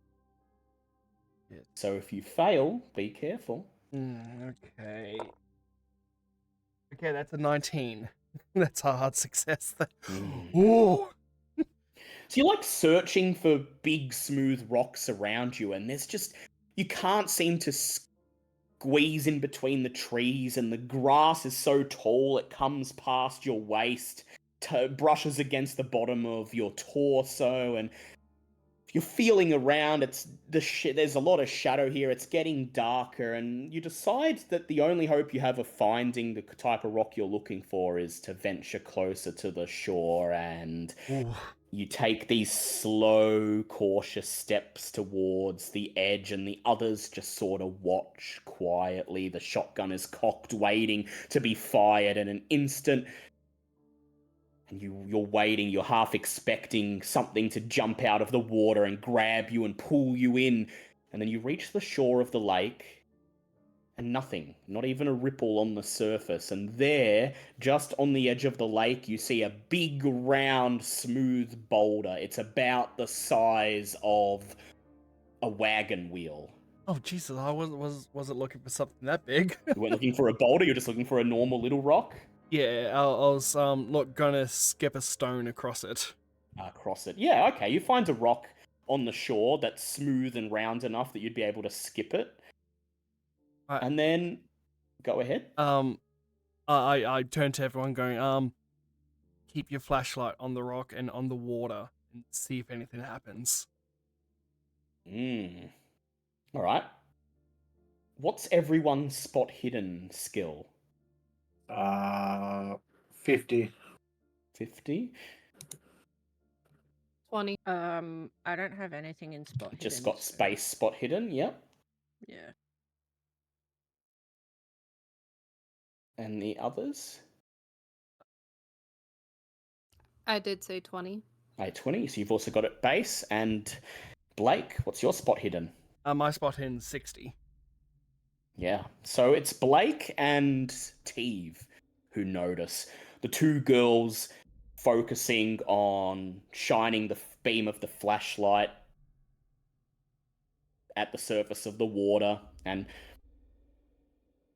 one of you's holding the shotgun, keeping an eye out. You don't quite have a chance to watch the rock, and it happens so suddenly that it's a miracle that Blake and Teve don't miss it. You skip the rock, Blake, and it bounces glump, glump, glump 3 times across the surface of the water. It makes it about 5 to 10 feet into the middle of the lake, and then as it bounces up for the 4th time, falls down and touches the surface, glump, it just sinks.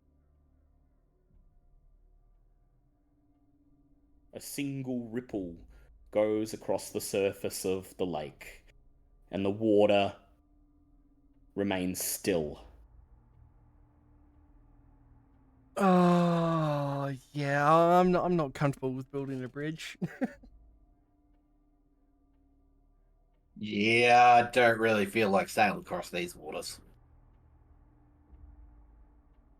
Try and find another way around. Yeah, look, I know it may. Close is the swamp edge to the edge of the pond? Like, what's the barrier wise? Yeah, so there's about a space of about half a foot from the edge of the shore to the swamp. There is enough room that if you were careful, you might be able to sort of shimmy around, sticking to the tree line. But the terrain around the shore of the lake looks particularly slippery and lumpy, and you'd have to be very careful about it, or someone might slip and fall in.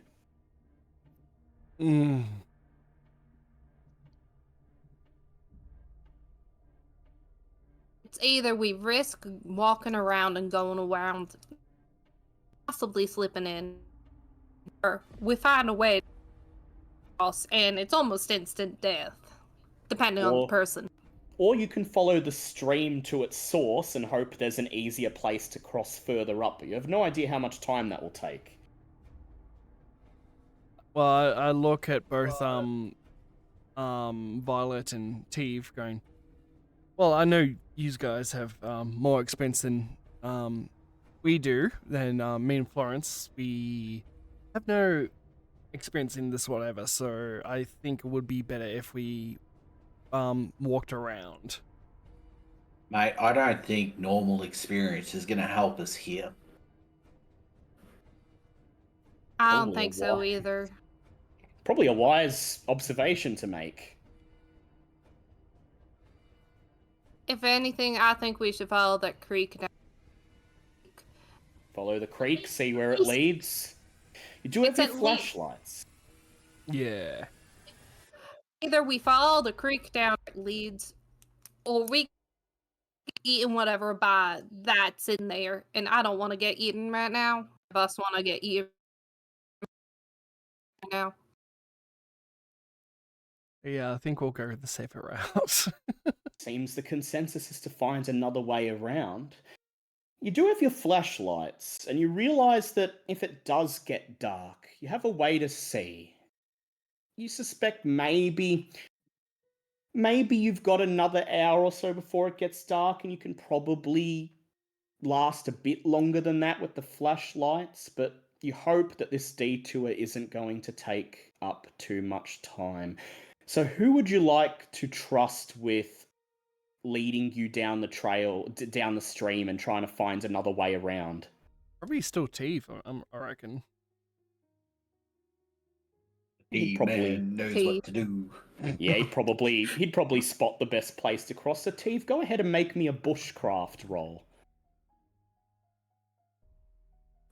47, which is... Oh, I'm going to spend some luck.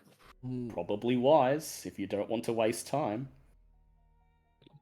Yeah, so that's a pass now.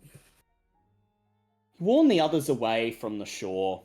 Tell them you'll find another way around, and then you continue on following the stream.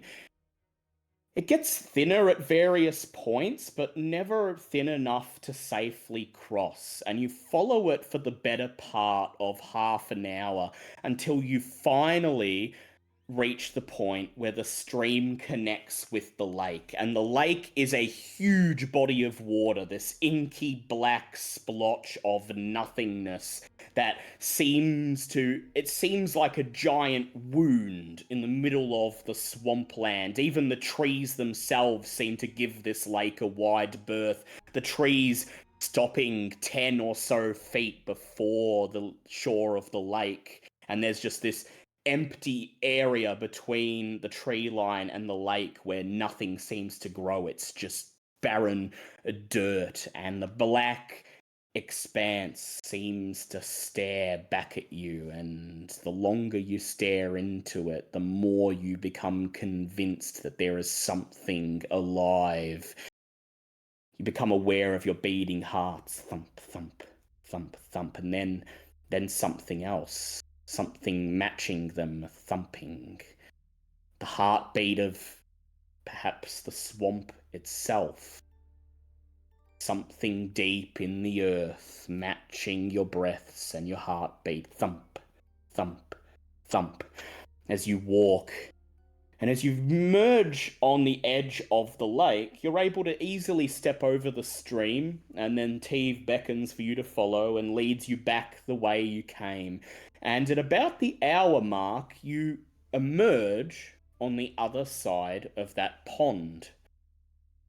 It's taken a lot of time. You're well aware of that.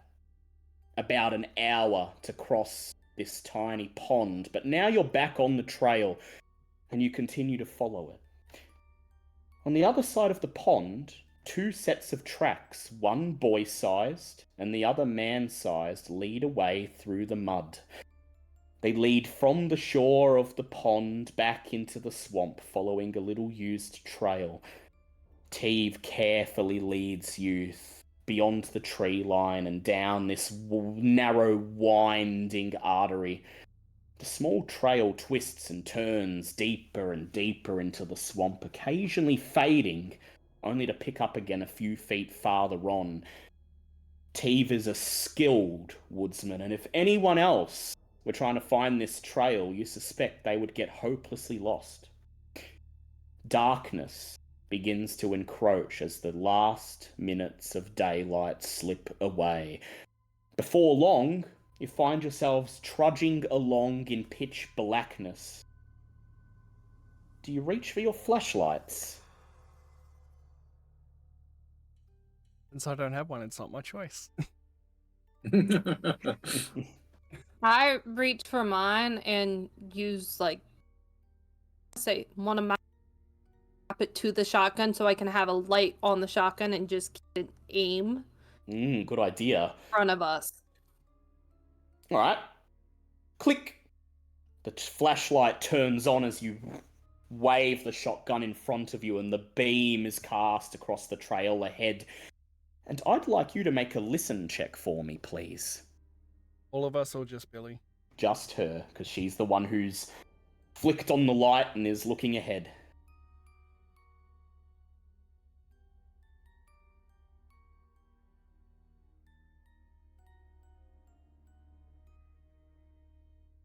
That is a 16. Your flashlight Or a provides... baseline. Yeah, well, that's still a pass.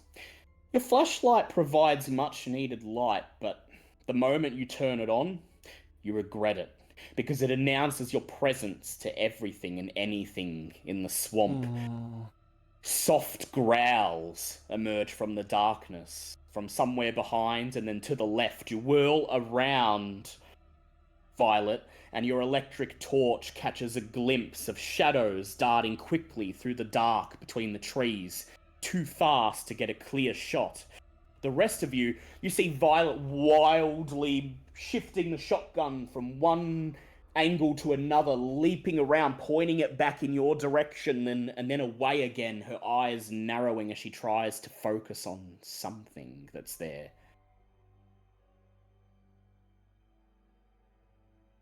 Well, shh. What are you going to do, Violet? What are we going to do, team? I'm just freaking out a lot, clutching my glasses that are still on my face so I can still see, and my pocket watch, and just violently sort of like shaking because like I don't have a flashlight or a weapon, so I'm just trying to hug close to Florence and Teeve. Yeah, just moving in closer to them, and Florence is kind of like backing away a little bit so that you don't get in her personal space, but she's also obviously a bit concerned herself. Florence and Teeve, do you guys turn on your flashlight and assist Violet in her search? You can see that she's seen something, but you didn't catch any glimpse of it yourself. I feel like that would be a bad idea. I kind of look at T, Violet, and like the rest of the group, and then I look at them and I'm like, I made a mistake, and then I quickly just switch it off and then motion them to what I'm seeing. Click! Flashlight goes off, and once again, everything is cast in pitch blackness. You can only just barely make out the silhouettes of your fellow investigators, and nothing beyond that. You all gather around Violet as she points and whispers, over there, and by this point you can all hear it, the sound of breaking twigs, rustling branches. There is something stalking you, something close. It sounds like it's only meters away, and then you hear it again, a low, soft growl.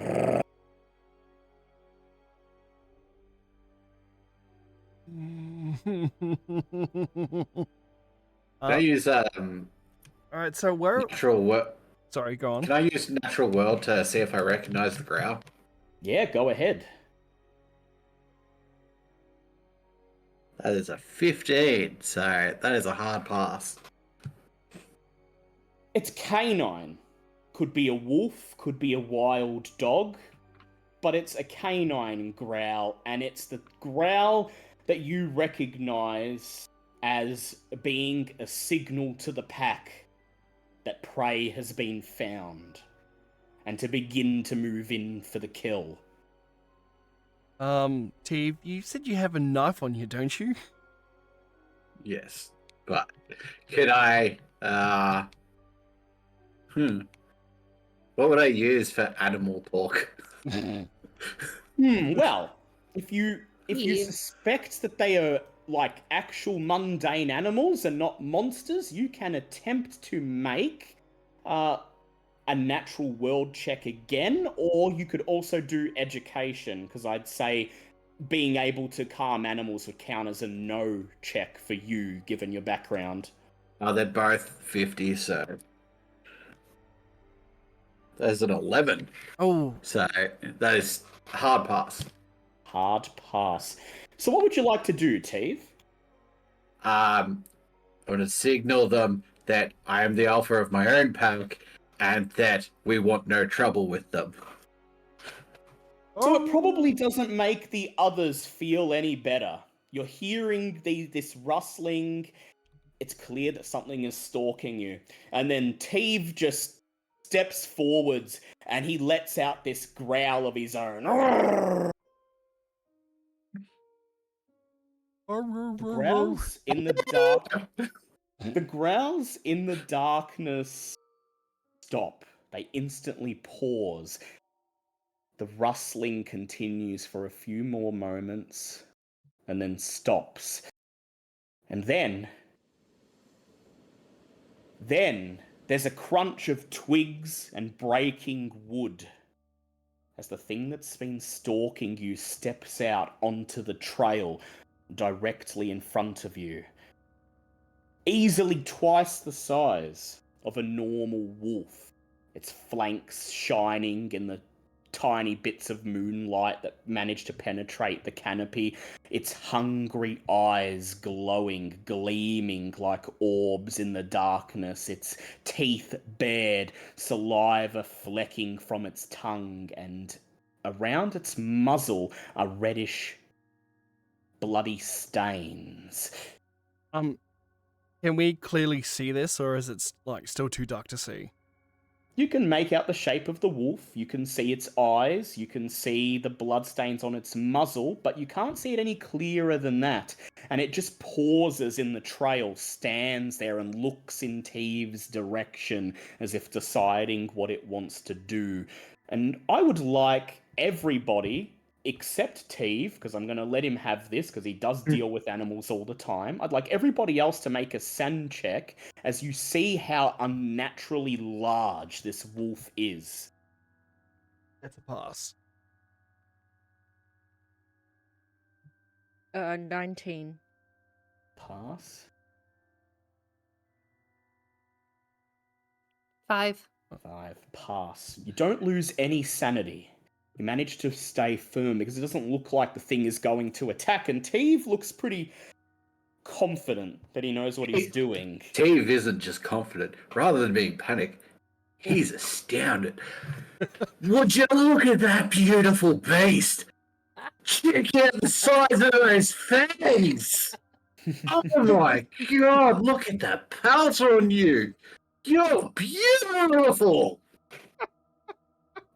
And do you approach him as you hold out your arms and approach him? I cautiously approach him because I'm not stupid.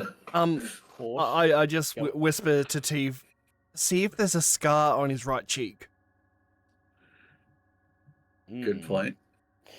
I would like you, Teve, as you approach the unusually large wolf, to make a charm check or an appearance check to try to make yourself appear unthreatening. Oh god. And watch everything to go to shit.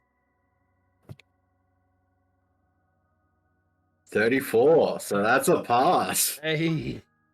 Hey, Teve, make me a send check, please. Oh no. That's an 8. Excuse me. Super sane! You lose 1d2 points of sanity. Ooh. Because as you step forwards, step in front of the others and approach the wolf, at this point, you're right in front of each other, his eyes staring into yours. You're about a meter away, half a meter as you edge closer. And even though it's dark and there's only a little bit of ambient moonlight, you're close enough that you're able to look into his face. And you see it right where Blake told you to look. A big red gash right under the wolf's eye. That's Jimmy's dad. A shiver runs down your spine, and a certainty, a dark certainty forms in the back of your mind, Teve. a certainty that this is no wolf. He's still. He watches you. He makes no movement as you approach. Continues to bare his teeth but makes no motion to attack. He's just watching.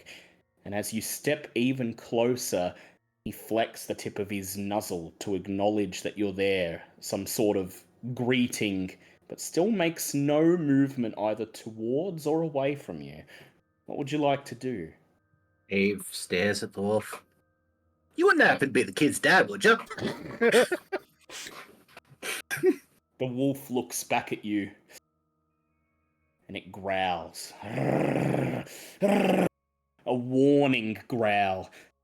And then it turns and barrels back into the darkness. You can hear twigs snapping under its weight. You can hear the footfalls of the great beast. Thump, thump, thump, thump.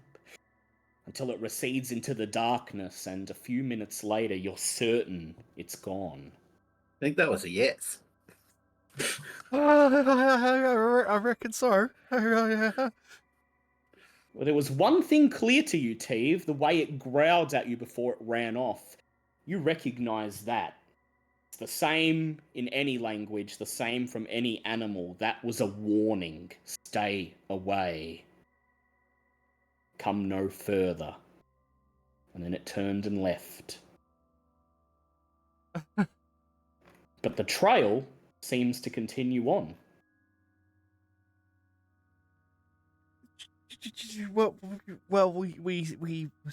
I take a breath. Well, we said we would get this done, and I believe we're hot on the trail now. Oh, And it's certain that if we don't go looking, we're not going to find the kid. So the only problem is that was a pretty dire warning. And I can only imagine what's going to happen to us if we ignore it.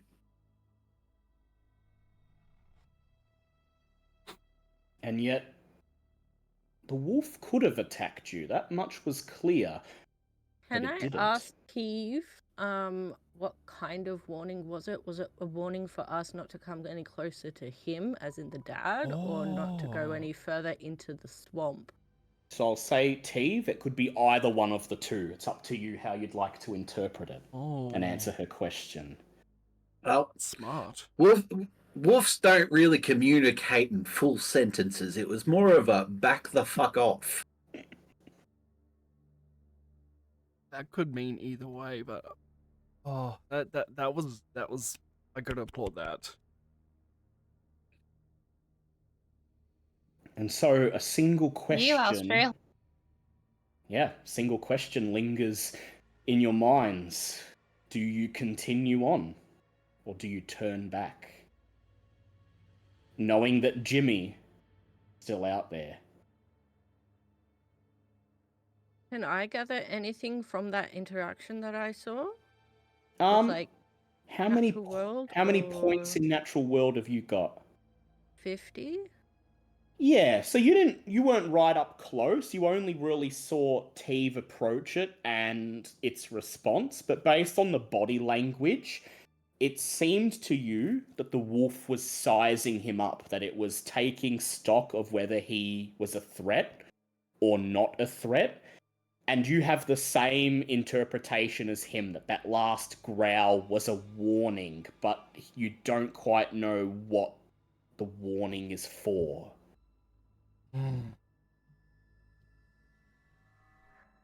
Could it have been a threat, or is the wolf simply warning you that terrible things are ahead? Well, I may be overanalyzing things. If it wanted to hurt us, it would have done so that moment. It was how tall was it?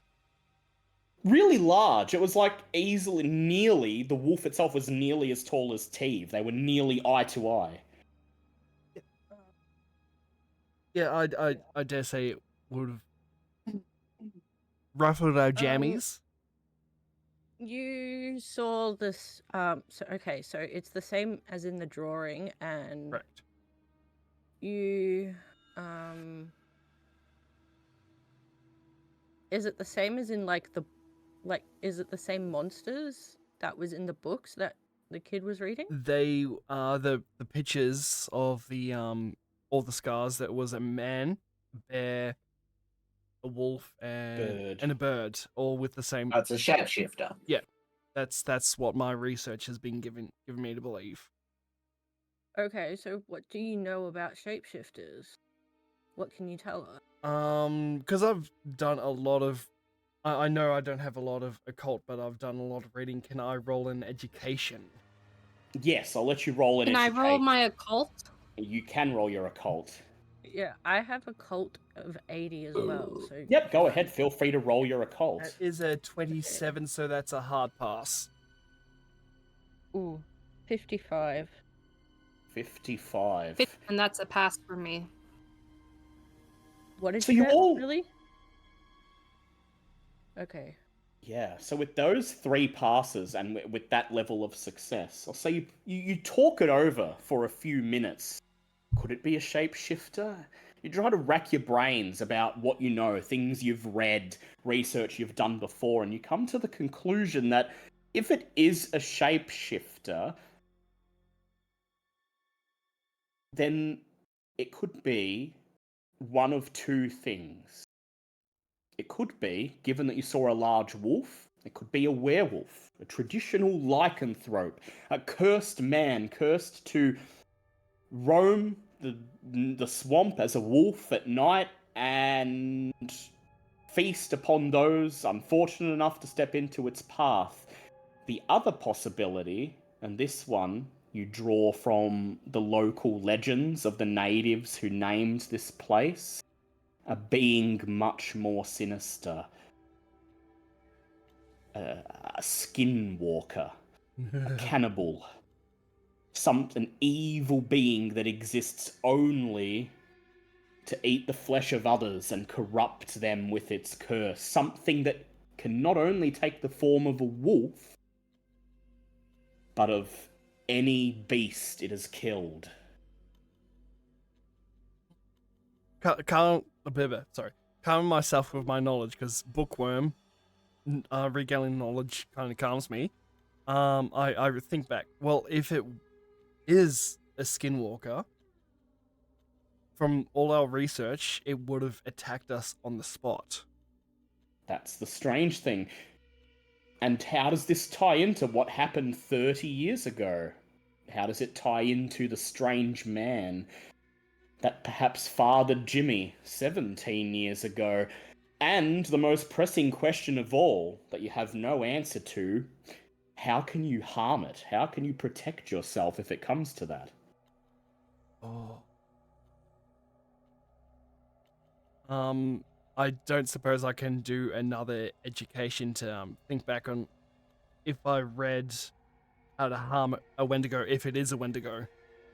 You can make an education check, but without access to materials to research, you must get a critical success. Jesus Christ.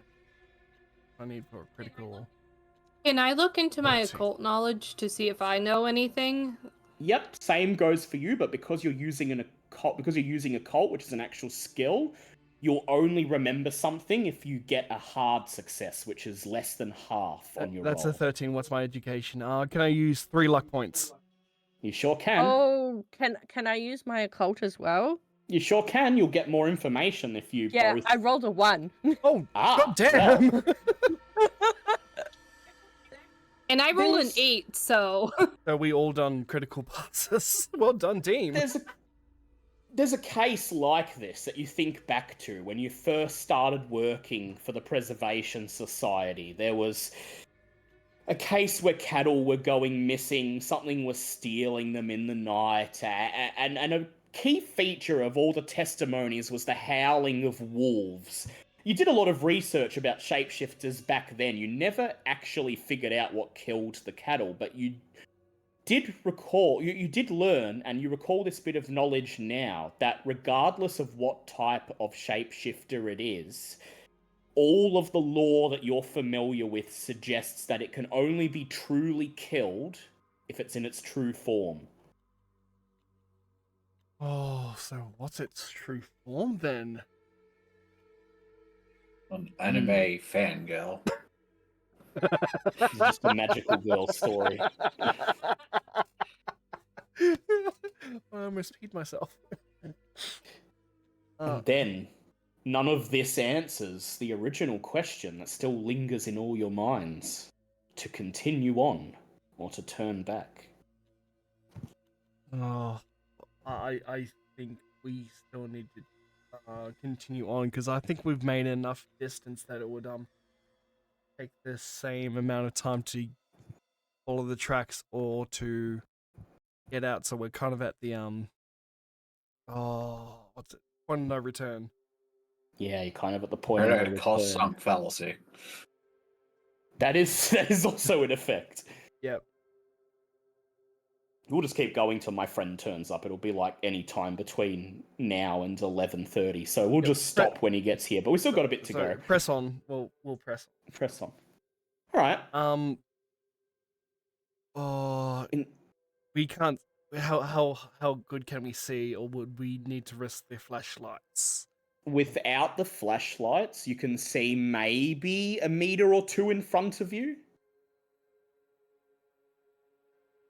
The canopy above is very thick, and this is an unusually dark night. There's not many stars. It's a new moon, and there's barely any light actually filtering down through the canopy. Was it like the electric click of the flashlights that drew them in, or You don't know. Oh, yeah. Can we try? does anyone have a lighter? If anyone would like to see if they have a lighter, make a luck check. I can bushcraft a torch. You could, yeah. What's your bushcraft? 40. 40? Okay, roll it. I won't give it to you for 40, but you have a chance if you roll it. 16. 16. Well, you're all discussing flashlights and lighters. You're vaguely aware of Teve just stepping away into the shadows, and you hear more breaking branches and rustling, and then all of a sudden, a flickering flame illuminates the little path that you're on, and Teve steps out holding a makeshift torch. It's not a lot of light. It's enough to allow you to see ahead and your immediate surroundings, but the flickering flame seems to obscure just as much as it illuminates. I begin to ask, where did you get the fabric to promote that torch? Then I just trail off. You're not wearing a You're shirt. missing one of... No. We're in a swamp, mate. There's what are they called? Cat tails. Yeah, cat tails. Yeah. There's cattails all around. Just them and some tree sap. It's all good. Right. Well, I suppose maybe Florence was right. It was the clicking of the torch. There's nothing. You seem to be alone once more. The flame doesn't seem to draw anything to you. Right. And despite the fact that there is something deep down inside all of you telling you are going to die, turn back and go home, you decide Jimmy's life is at stake and you need to press on. Liam, you were saying something? I was going to suggest something, but I'm thinking of something else. Steve, would you be able to make a torch for me as well? Because I feel a bit empty-handed. I've got a pocket watch. That's about it. Sure. No need to roll to make a second one since you've already made it. But it'll take a few minutes to locate the things you need. Still want to make one? We're a bit short on time, mate. We'll have to make do with just the one. Alright, I'll go with my second thing. Can we try to quietly flick on the torch, like very slowly, to try and muffle the click? It may not just be the sound. It may actually be the type of light quality. Oh, yeah. Good observation. Yeah, I was thinking that too. Because I a was flame too. is far brighter, far less bright than an electric flashlight. The light is a different color as well. Hmm. All right. Well, let's get a move on then. I'm still just deathly gripping my pocket watch and feeling the symbols on it for some sort of comfort. Yeah. And so, Teve, clutching the burning torch, steps ahead and leads you further down the trail. Violet still trudging along behind him, shotgun cocked, this time held at the ready, I take it? Oh, Yes, sir. whereabouts on the map are we now? Sorry. So you are on the map. I'd say you're at about, I'll just point it out, you're at about here, I'd say. Oh, okay. Yep. You haven't gone that far in. You're about maybe 1,000 to 2,000 yards in. It's only like you've only been in here for an hour or two, but this is far enough, and it's dark enough. It feels like you've gone back in time. It feels like you're in a world where there's no civilization, no humans, no warmth, just endless wilderness and predators. You continue down what you think is the trail. Your encounter with the wolf now far behind you. You're not sure where the trail is leading, or if you're even on the right path anymore. There's been no track or sign of anyone for at least half an hour. And yet, Teve still seems to know where he's going, trudging ahead, leading you carefully, cautiously deeper into this devilish land. I'd like it. Oh god. Florence, you're the one who heard the voice back in the farmhouse, right? Mm-hmm. I'd like you to go ahead and make a listen check for me. 22. 22. So you're near the rear of the group, walking just in front of Blake, following the others. The only sounds are your footfalls, the wind in the branches, the silence of the night, and then suddenly you hear it again. Come, keep going. I will take back what is mine. Make right what was done wrong. And I'd like you to make a sand check for me, please, as you realise that you're the only one who seems to have heard it. Nobody else stopped in their tracks, continuing to walk ahead as if nothing happened. 90. 90. Ooh. Oh, That is a fail. Go ahead. Yep. You lose 1d4 sand from this. And if you roll a 4, you will go insane. Which one's the D4? The triangle? the Yes. pyramid. Yeah, the pyramid head.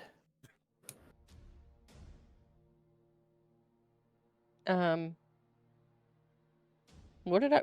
Hold on, come in.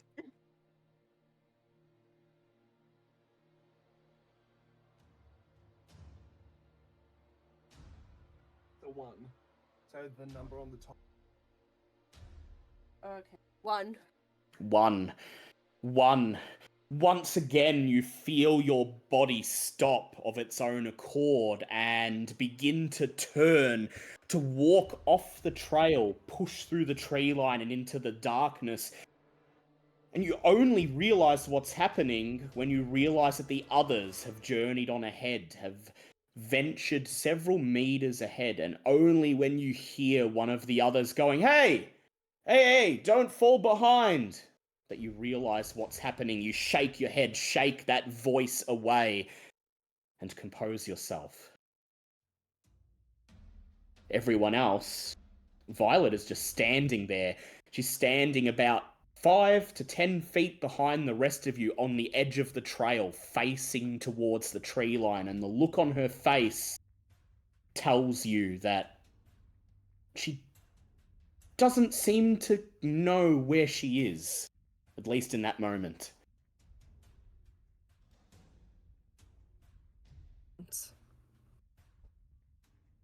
You're gonna have to repeat. Because I'm the one with the gun. I'm Violet or Florence, because I'm the one with the gun. Florence is the one that Oh, heard yeah, the no, voice. I mean Florence, yeah. Sorry. Alright, I'm gonna turn and look at Florence and then be like, Florence, are you good? This is this. You've done something like this. I don't know what's going on. Did anyone else hear voices just now? Voices? No one heard voices? No. All I hear is the whispering of the No, trees. Dawn. Okay, and I heard a voice, and then next thing I know, I'm confused. As she says this, you all become aware once again, not for the first time tonight, and most certainly probably not for the last, of that sense that something is watching you, something unseen in the darkness.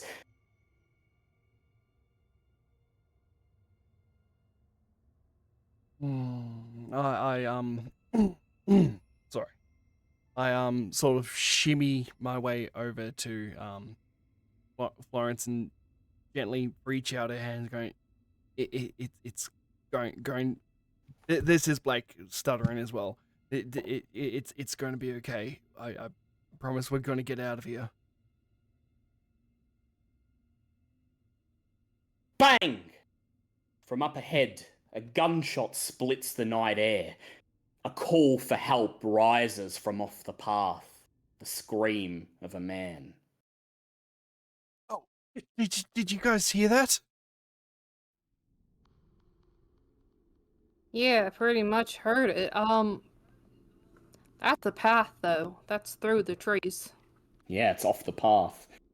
Well, someone's obviously alive and they need our help. I think with our knowledge that there's skinwalkers roaming around, we shouldn't go and see what that was. Oh, someone's obviously got a firearm. But what if it's what's his name? Bill Manning. After all this time? After all this time, who knows? Who knows? I mean, someone screamed for help and there was a loud gunshot. At the end, this is a group choice. This is a group choice, but I think we should go check it out. To you? Well, I'm confident about finding our way back, so. You're confident. I hope you are, Teve, because if the party's going off the trail to answer this call for help, you're going to be the one tracking it. Yep. I figured. And if push comes, I have the gun, too, in case it is a trap. Yes, and I imagine at this point, you're not putting that gun down. You're just walking everywhere with it cocked and ready to go.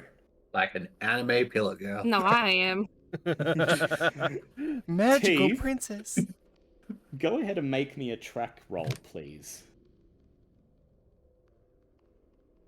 44. 44. And my break track off. is 60. Oh, Yeah, you break off from the trail and motioning for the others to be very quiet, you push through the tree line. It takes more effort than you thought it would. Even here, the trees are still so very thick that when you emerge on the other side of them, you're covered in scratches and splinters, and there's dirt and bark all over your clothes, but you do make it to the other side. And then continuing on, negotiating the twisting branches and the hills and dips in the terrain, you finally see him. Looking through the trees, you spot an older looking man in hunting gear, clutching a shotgun to his chest. Blood seeps through one leg of his pants. In the flickering light of the flame, you can't quite make out his face without approaching him, but he sees the flickering of your torch, and he looks up, he narrows his eyes and raises his own shotgun, and then a few moments later seems to recognize you as human. He lowers it and breathes a sigh of relief. Oh, thank the God. Thank God, some normal people. Oh, come over here, help me. I don't know if you saw it, there's a wolf or a dog or something running around. Hey, got the jump on me, it nearly ripped my leg off, and I got no ammo left. Use it all up driving it away. Oh, I was thinking I was done for. Okay. I just had the name. Bill Manning? Yeah. Bill Manning? Do you step out close to him? Not that close, but enough that he could, hear me. You say the name, and he doesn't seem to confirm anything or deny. He just simply looks up at you and says, "You gonna help a man or not?" But you can make a psychology check, and while you make it, I'll BRB. Oh, that would be his brain. Yeah, but don't worry, he can wait another 10, 20 minutes while we get past this scene. Alright, psychology. Come on, 110. 110. Oh, that's a 95! Whoops. I'm not gonna push that. We're past the point of pushing. Oh. I can listen. I can do a medicine check too, like I did last time. I have to wait for Dale. Is it okay if I make a medicine? Also, Dale, Yeah, it's okay if you make a medicine check. I failed it with a 95. Yeah, if you don't want to push that, Yeah. you will. With a failure, I'll tell you that, yeah, there's no indication he even recognizes the name. He just urges, "Come and help a man. I'm bleeding out here." And he clutches his I got a hand to his 19 for the chest. medicine check. Yep, and will you be approaching him, or are you just studying him from where you are, just looking at his wounds? I am cautiously approaching him with the gun still raised. See if you And can then, see like, the scar. slowly talking. Mm. I could see the scar, or if I can just see if it's a member of his photo and what we have as like evidence. Whoa, lady, he says, putting his hands up. And seeing that you've raised the shotgun, he says, I get it. You're on edge. You've clearly seen some stuff in this place too, but do you really need to be waving that around in my face? Didn't he raise the gun first? He did, but then he did put it down once he noticed that you are human. Okay. But with a 19 on your Yeah, medicine, go ahead. Yeah, go ahead. What would you like to do? Just gonna respond to him. Yeah. Saw giant, and we have evidence to believe that it's not entirely an act. Forgive me for my skepticism. We also said you did not respond. Are you Bill?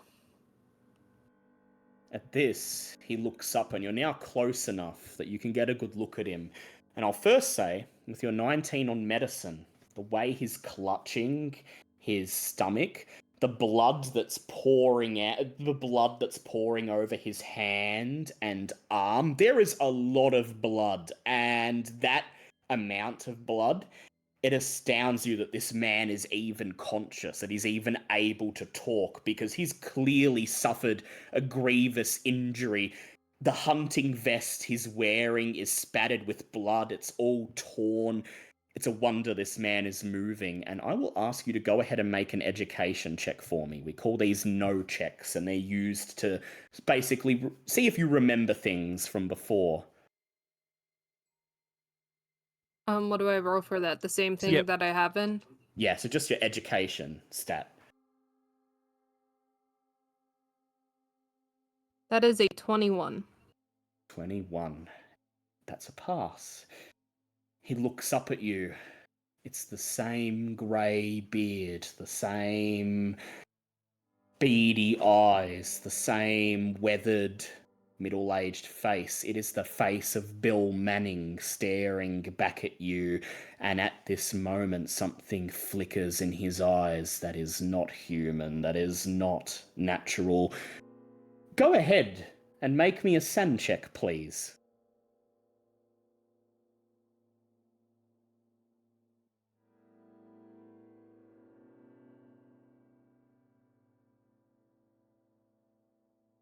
That is a 14 for a pass. 14 for a pass. That will be a SEN loss of 1d3 for a Oh. pass. While this is all happening, can I stealth my way around and lasso him?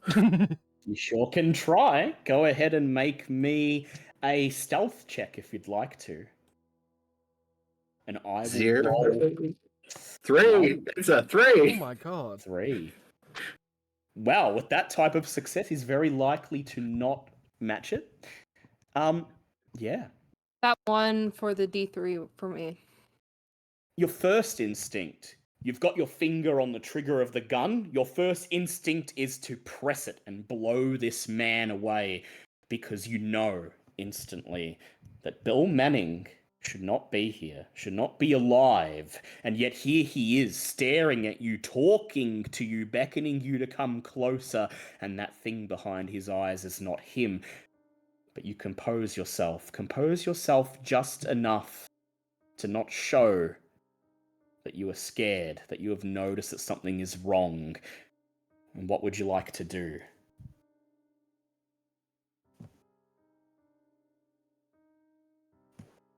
Just a quick to say him to get answers with. You keep breaking up, Billy. If I go and talk to him and I'm going to help him, but actually not because I know he's not human anymore, would that be? Would that be persuasion? Or would that be a charm? Well, if you're trying to not make him aware that you know, I'd say that would be, it could be either, depending on how you're going to do it. Like, if you're going to just pretend that you're concerned for his survival and his well-being, that would be persuade. If you're going to, like, you know, approach him as, like, one of us, that would be charm. I'm gonna go with persuade and try to get some answers from him. He keeps urging you. Oh, look! If you know how to treat wounds, get on this. I'm bleeding out. 3 3. for persuasion out of 50.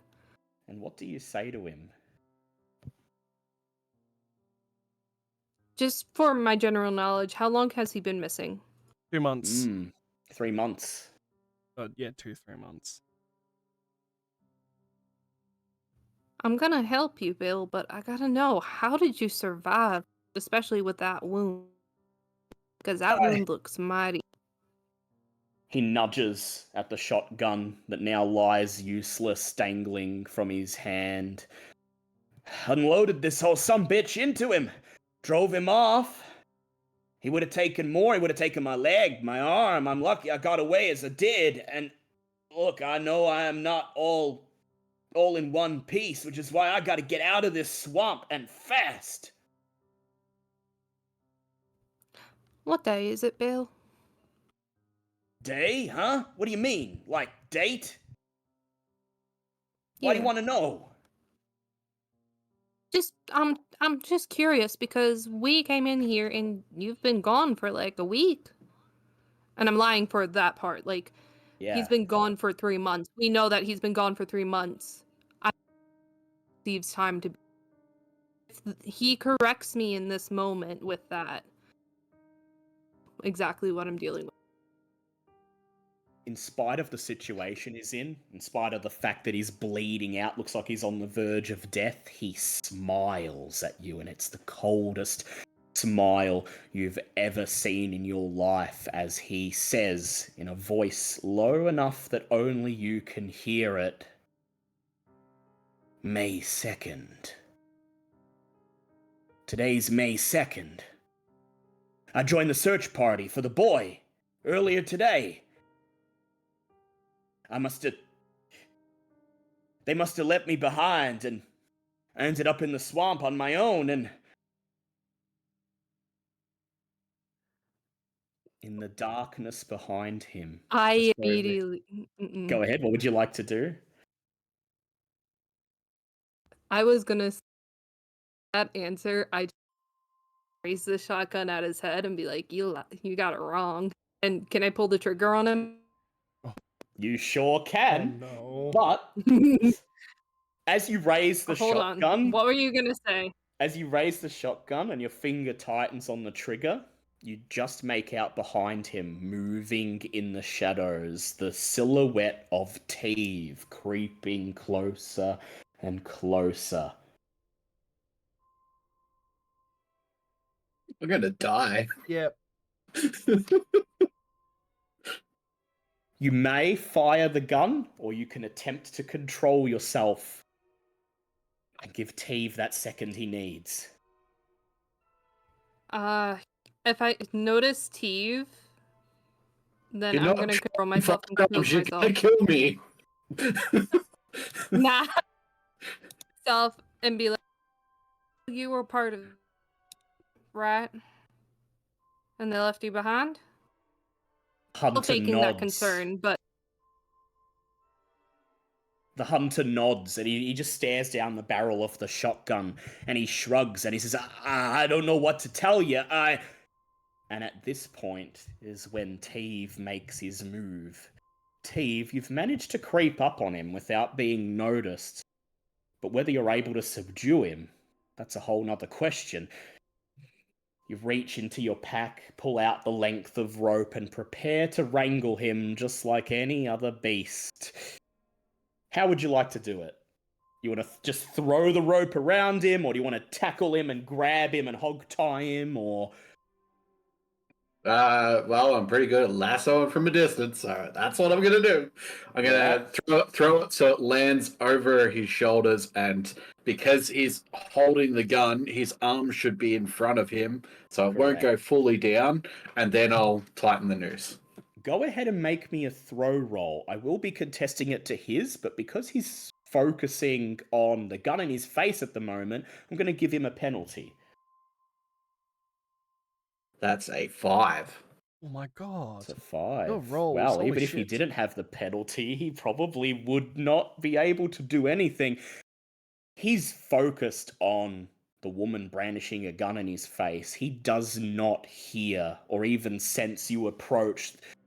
He moves at the last possible moment. His head snaps around 360 degrees, just snaps like an owl's head to face you as you're loosing the rope.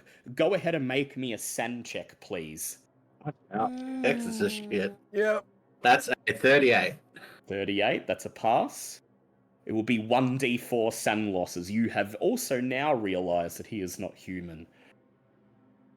That's a 1. that is a 30 for me, so that is a pass for my sanity. Yep, you don't have to make one. It was Don't just worry, for you already Teve. know he's not human. It's just Teve. Oh, okay. Alright.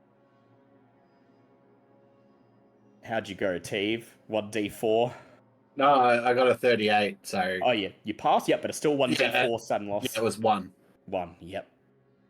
Lots of ones and drops tonight. As you're paralyzed for a split second. You hesitate for half a second, throwing that rope because, holy fuck, this man's face just snapped backwards around and looks right into your own.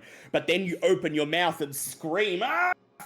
And you throw the lasso and the rope lands around him and he screams. He opens his mouth and snarls an animalistic roar as you yank the rope and he's dragged off his feet onto the ground. He immediately begins to struggle, flailing his arms, pushing at the rope and screaming, but it is not a human scream. It is not a man's scream. What would you like to do? I rush in there and hog tie him. Rush in and hog tie him? Are you sure? I'm still shotgun Oh pointed. no. Put it this way, we've already pissed him off. If we won't contain him, I think we're all going to die here. That is very true. Is struggling at the moment, and you feel that like if you were to turn and run, you could get a head start. But it's up to Yeah, you. I don't think this is human, and I don't think I can outrun it. Yep. Look of determination Can on your I- face. Go ahead. Go ahead. I was gonna ask, can I help in any way? Like, I have a gun. I can easily just, like, put my boot on his head or somewhere to keep You backing can Steve. can try to subdue him with your body. You can whack him with the shotgun. You can unload into him if you want, but there's only enough ammo. There's like you don't have any replacement ammo, so if you are gonna fire the gun, you need to be aware of that. Oh, I'm not gonna fire the gun. I am boot stomp his neck. Or you're gonna- Alright. Stomp his neck. Alright. But just smash I'm him gonna with the boot butt of the stomp his gun. neck.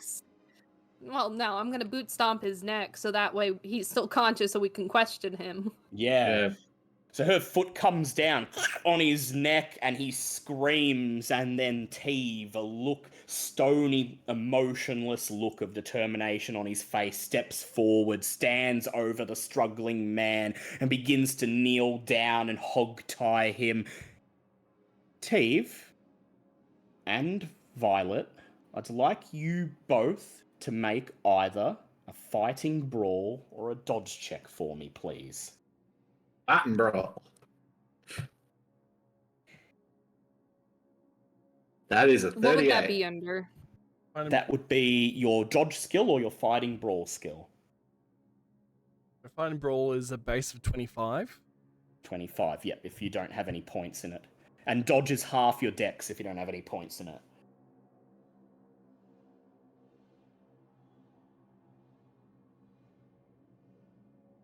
That is a 8 either way, so. 8 either way. And how about you, Teve? I got a 38, so. 38. And my brawl's 70. And no pushing combat rolls, unfortunately. I'm going to roll for him now. And I'm going to give him a penalty dice because he is lassoed and he has someone's boot on his neck. Das Boot. So here's what happens. You lean down, ready to hog tie him. You grab one of his arms, pull it behind his neck, and pull it behind his back. And as you pull the arm, you hear something snap. And the arm comes right off his body. And you're just like holding the arm in front of your face, unsure for a second of what to do. And that's all the time he needs. For he has rolled a hard success. Oh dear. Violet, you're okay. Because as soon as the arm pops out and you feel his body just fall limp and lax, you realize that something is about to happen. And in sheer shock, you lift your boot up and step away and nearly fall backwards. And because of that, you're lucky enough that when his other arm suddenly elongates, turns into a wicked curved scythe and slices through the rope in your direction, it only manages to cut the air where your neck was only a fraction of a second ago. But Teve, suddenly this man with no arm, this man who you're still holding his arm, unsure what the fuck is happening, rears up. He just seems to rise like a vampire coming out of its coffin. He looks you in the eyes. And you're now aware that his other arm has changed into something that is decidedly not an arm anymore. He roars as he slashes it in your direction, going straight for your neck. What did you get on your check? What's the exact thing you rolled? 38. 38. You're lucky. You got and that was a regular success. You didn't fail your roll. Can I spend some luck to make, because my half roll would be a 35. Unfortunately, you can't spend luck on combat rolls. That's why Okay. they're so dangerous. But the good news is that because you passed your roll and didn't fail, you have just enough time to step backwards as The torso misses your neck but slashes the front of your body, sending you flying off your feet. Blood gushes into the air, and suddenly you feel very warm and very wet as you take 7 points of damage. I'm wearing a leather jacket. Does that You can take... you can subtract, you can soak with the leather jacket. Yeah. Okay, so that's 6. That's 6. Oh, God. That's still a major injury, though, so I'd like you to make a con check for me. That's a 16. 16. As you land on the ground and feel the pain welling up, you will yourself to stay conscious, will yourself to fight. You reach for your knife and pull it out, whoosh, as you see the creature, now less man than before, stand over you, emerge from the darkness. The creature standing before you could almost never be mistaken for a human now. Its pale, hairless skin is stretched tight to reveal veins and muscles that threaten to burst through at any moment. Its jaw appears to unhinge as it gapes to reveal huge, yellowed teeth. It takes a second to register you lying there on the ground, and then smiles before it moves in for the kill. Violet, you're the only one in a position to do anything. You have the gun. The others could try something, but you will have to account for the fact you need to rush out and get to the thing. What would the rest of you like to do? Oh, I'm gonna shoot him. I You're gonna I shoot him? can't run because I have no way of seeing. Yeah. So anyone who's not Violet or Teve, you haven't seen this thing transform. You've just seen the man suddenly break out of the lasso and go nuts. You have no idea what's happening. You have no idea that things are much worse than they seem, but Violet does, and she trains that thing with pale, glistening skin in the sights of her gun and aims at the back of what passes for its head as it begins to lurch over Teve as he struggles on the ground, gnashing its long, sharp teeth, and then bang! You fire. Go ahead, make a firearms roll for me. I'll give him a chance to dodge, but it will be with a penalty die because you're attacking him from behind. Question. Yep. What do I roll? So you need to roll your firearms, rifle / shotgun. If you have no points in it, the base is 25.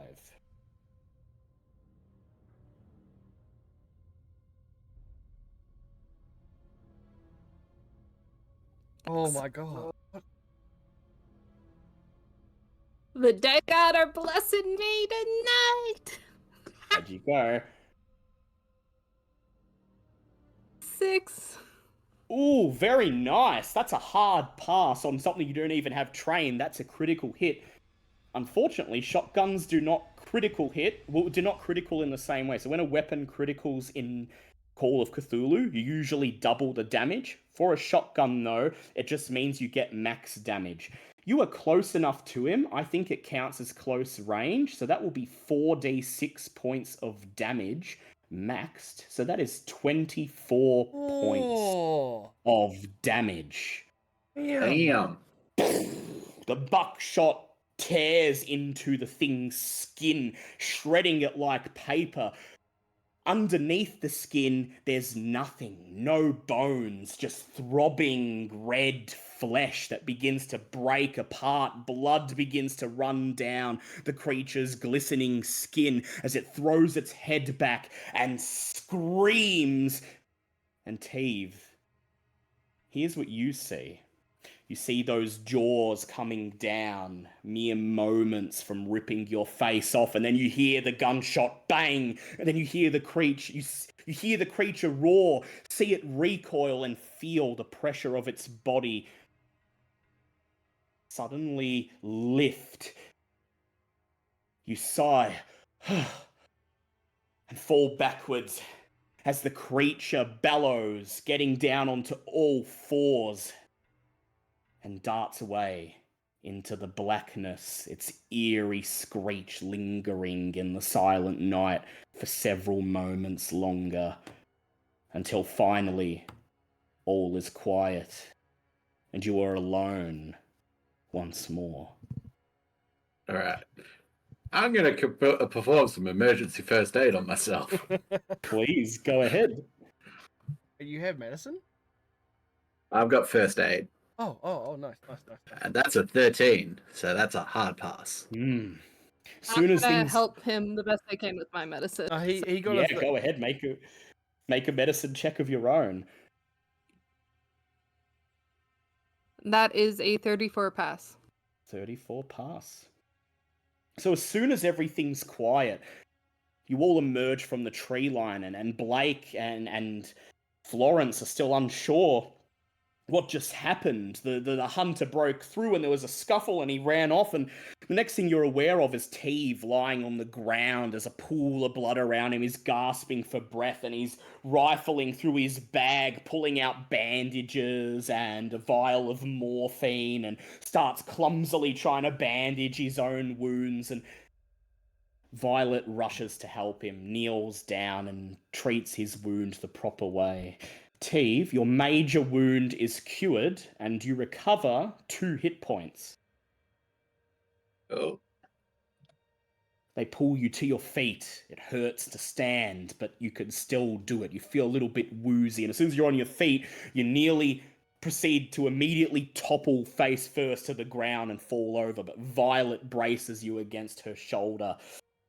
You take a deep breath and realize tonight you are hunting game unlike any you have hunted before. Tonight, you're not the hunter, you're the prey.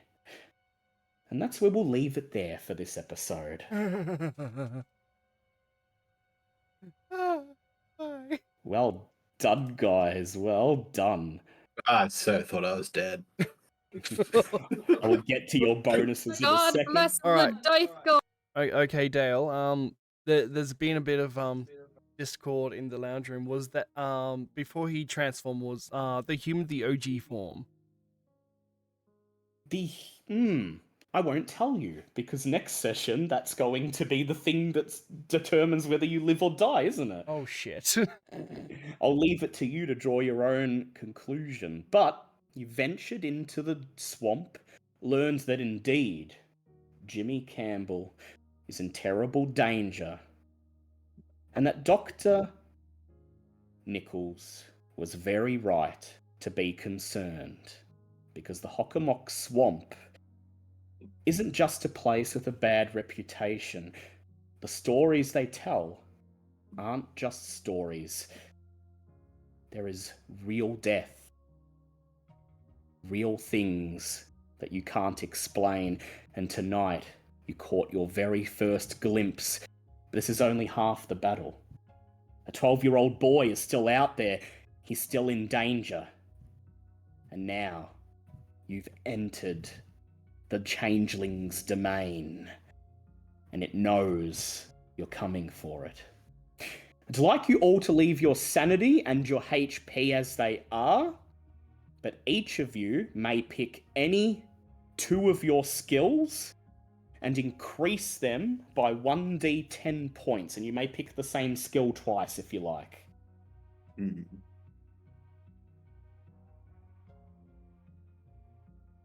There won't be any sanity regained because the scenario is not at its end. Usually the sanity rewards are at the end of the scenario.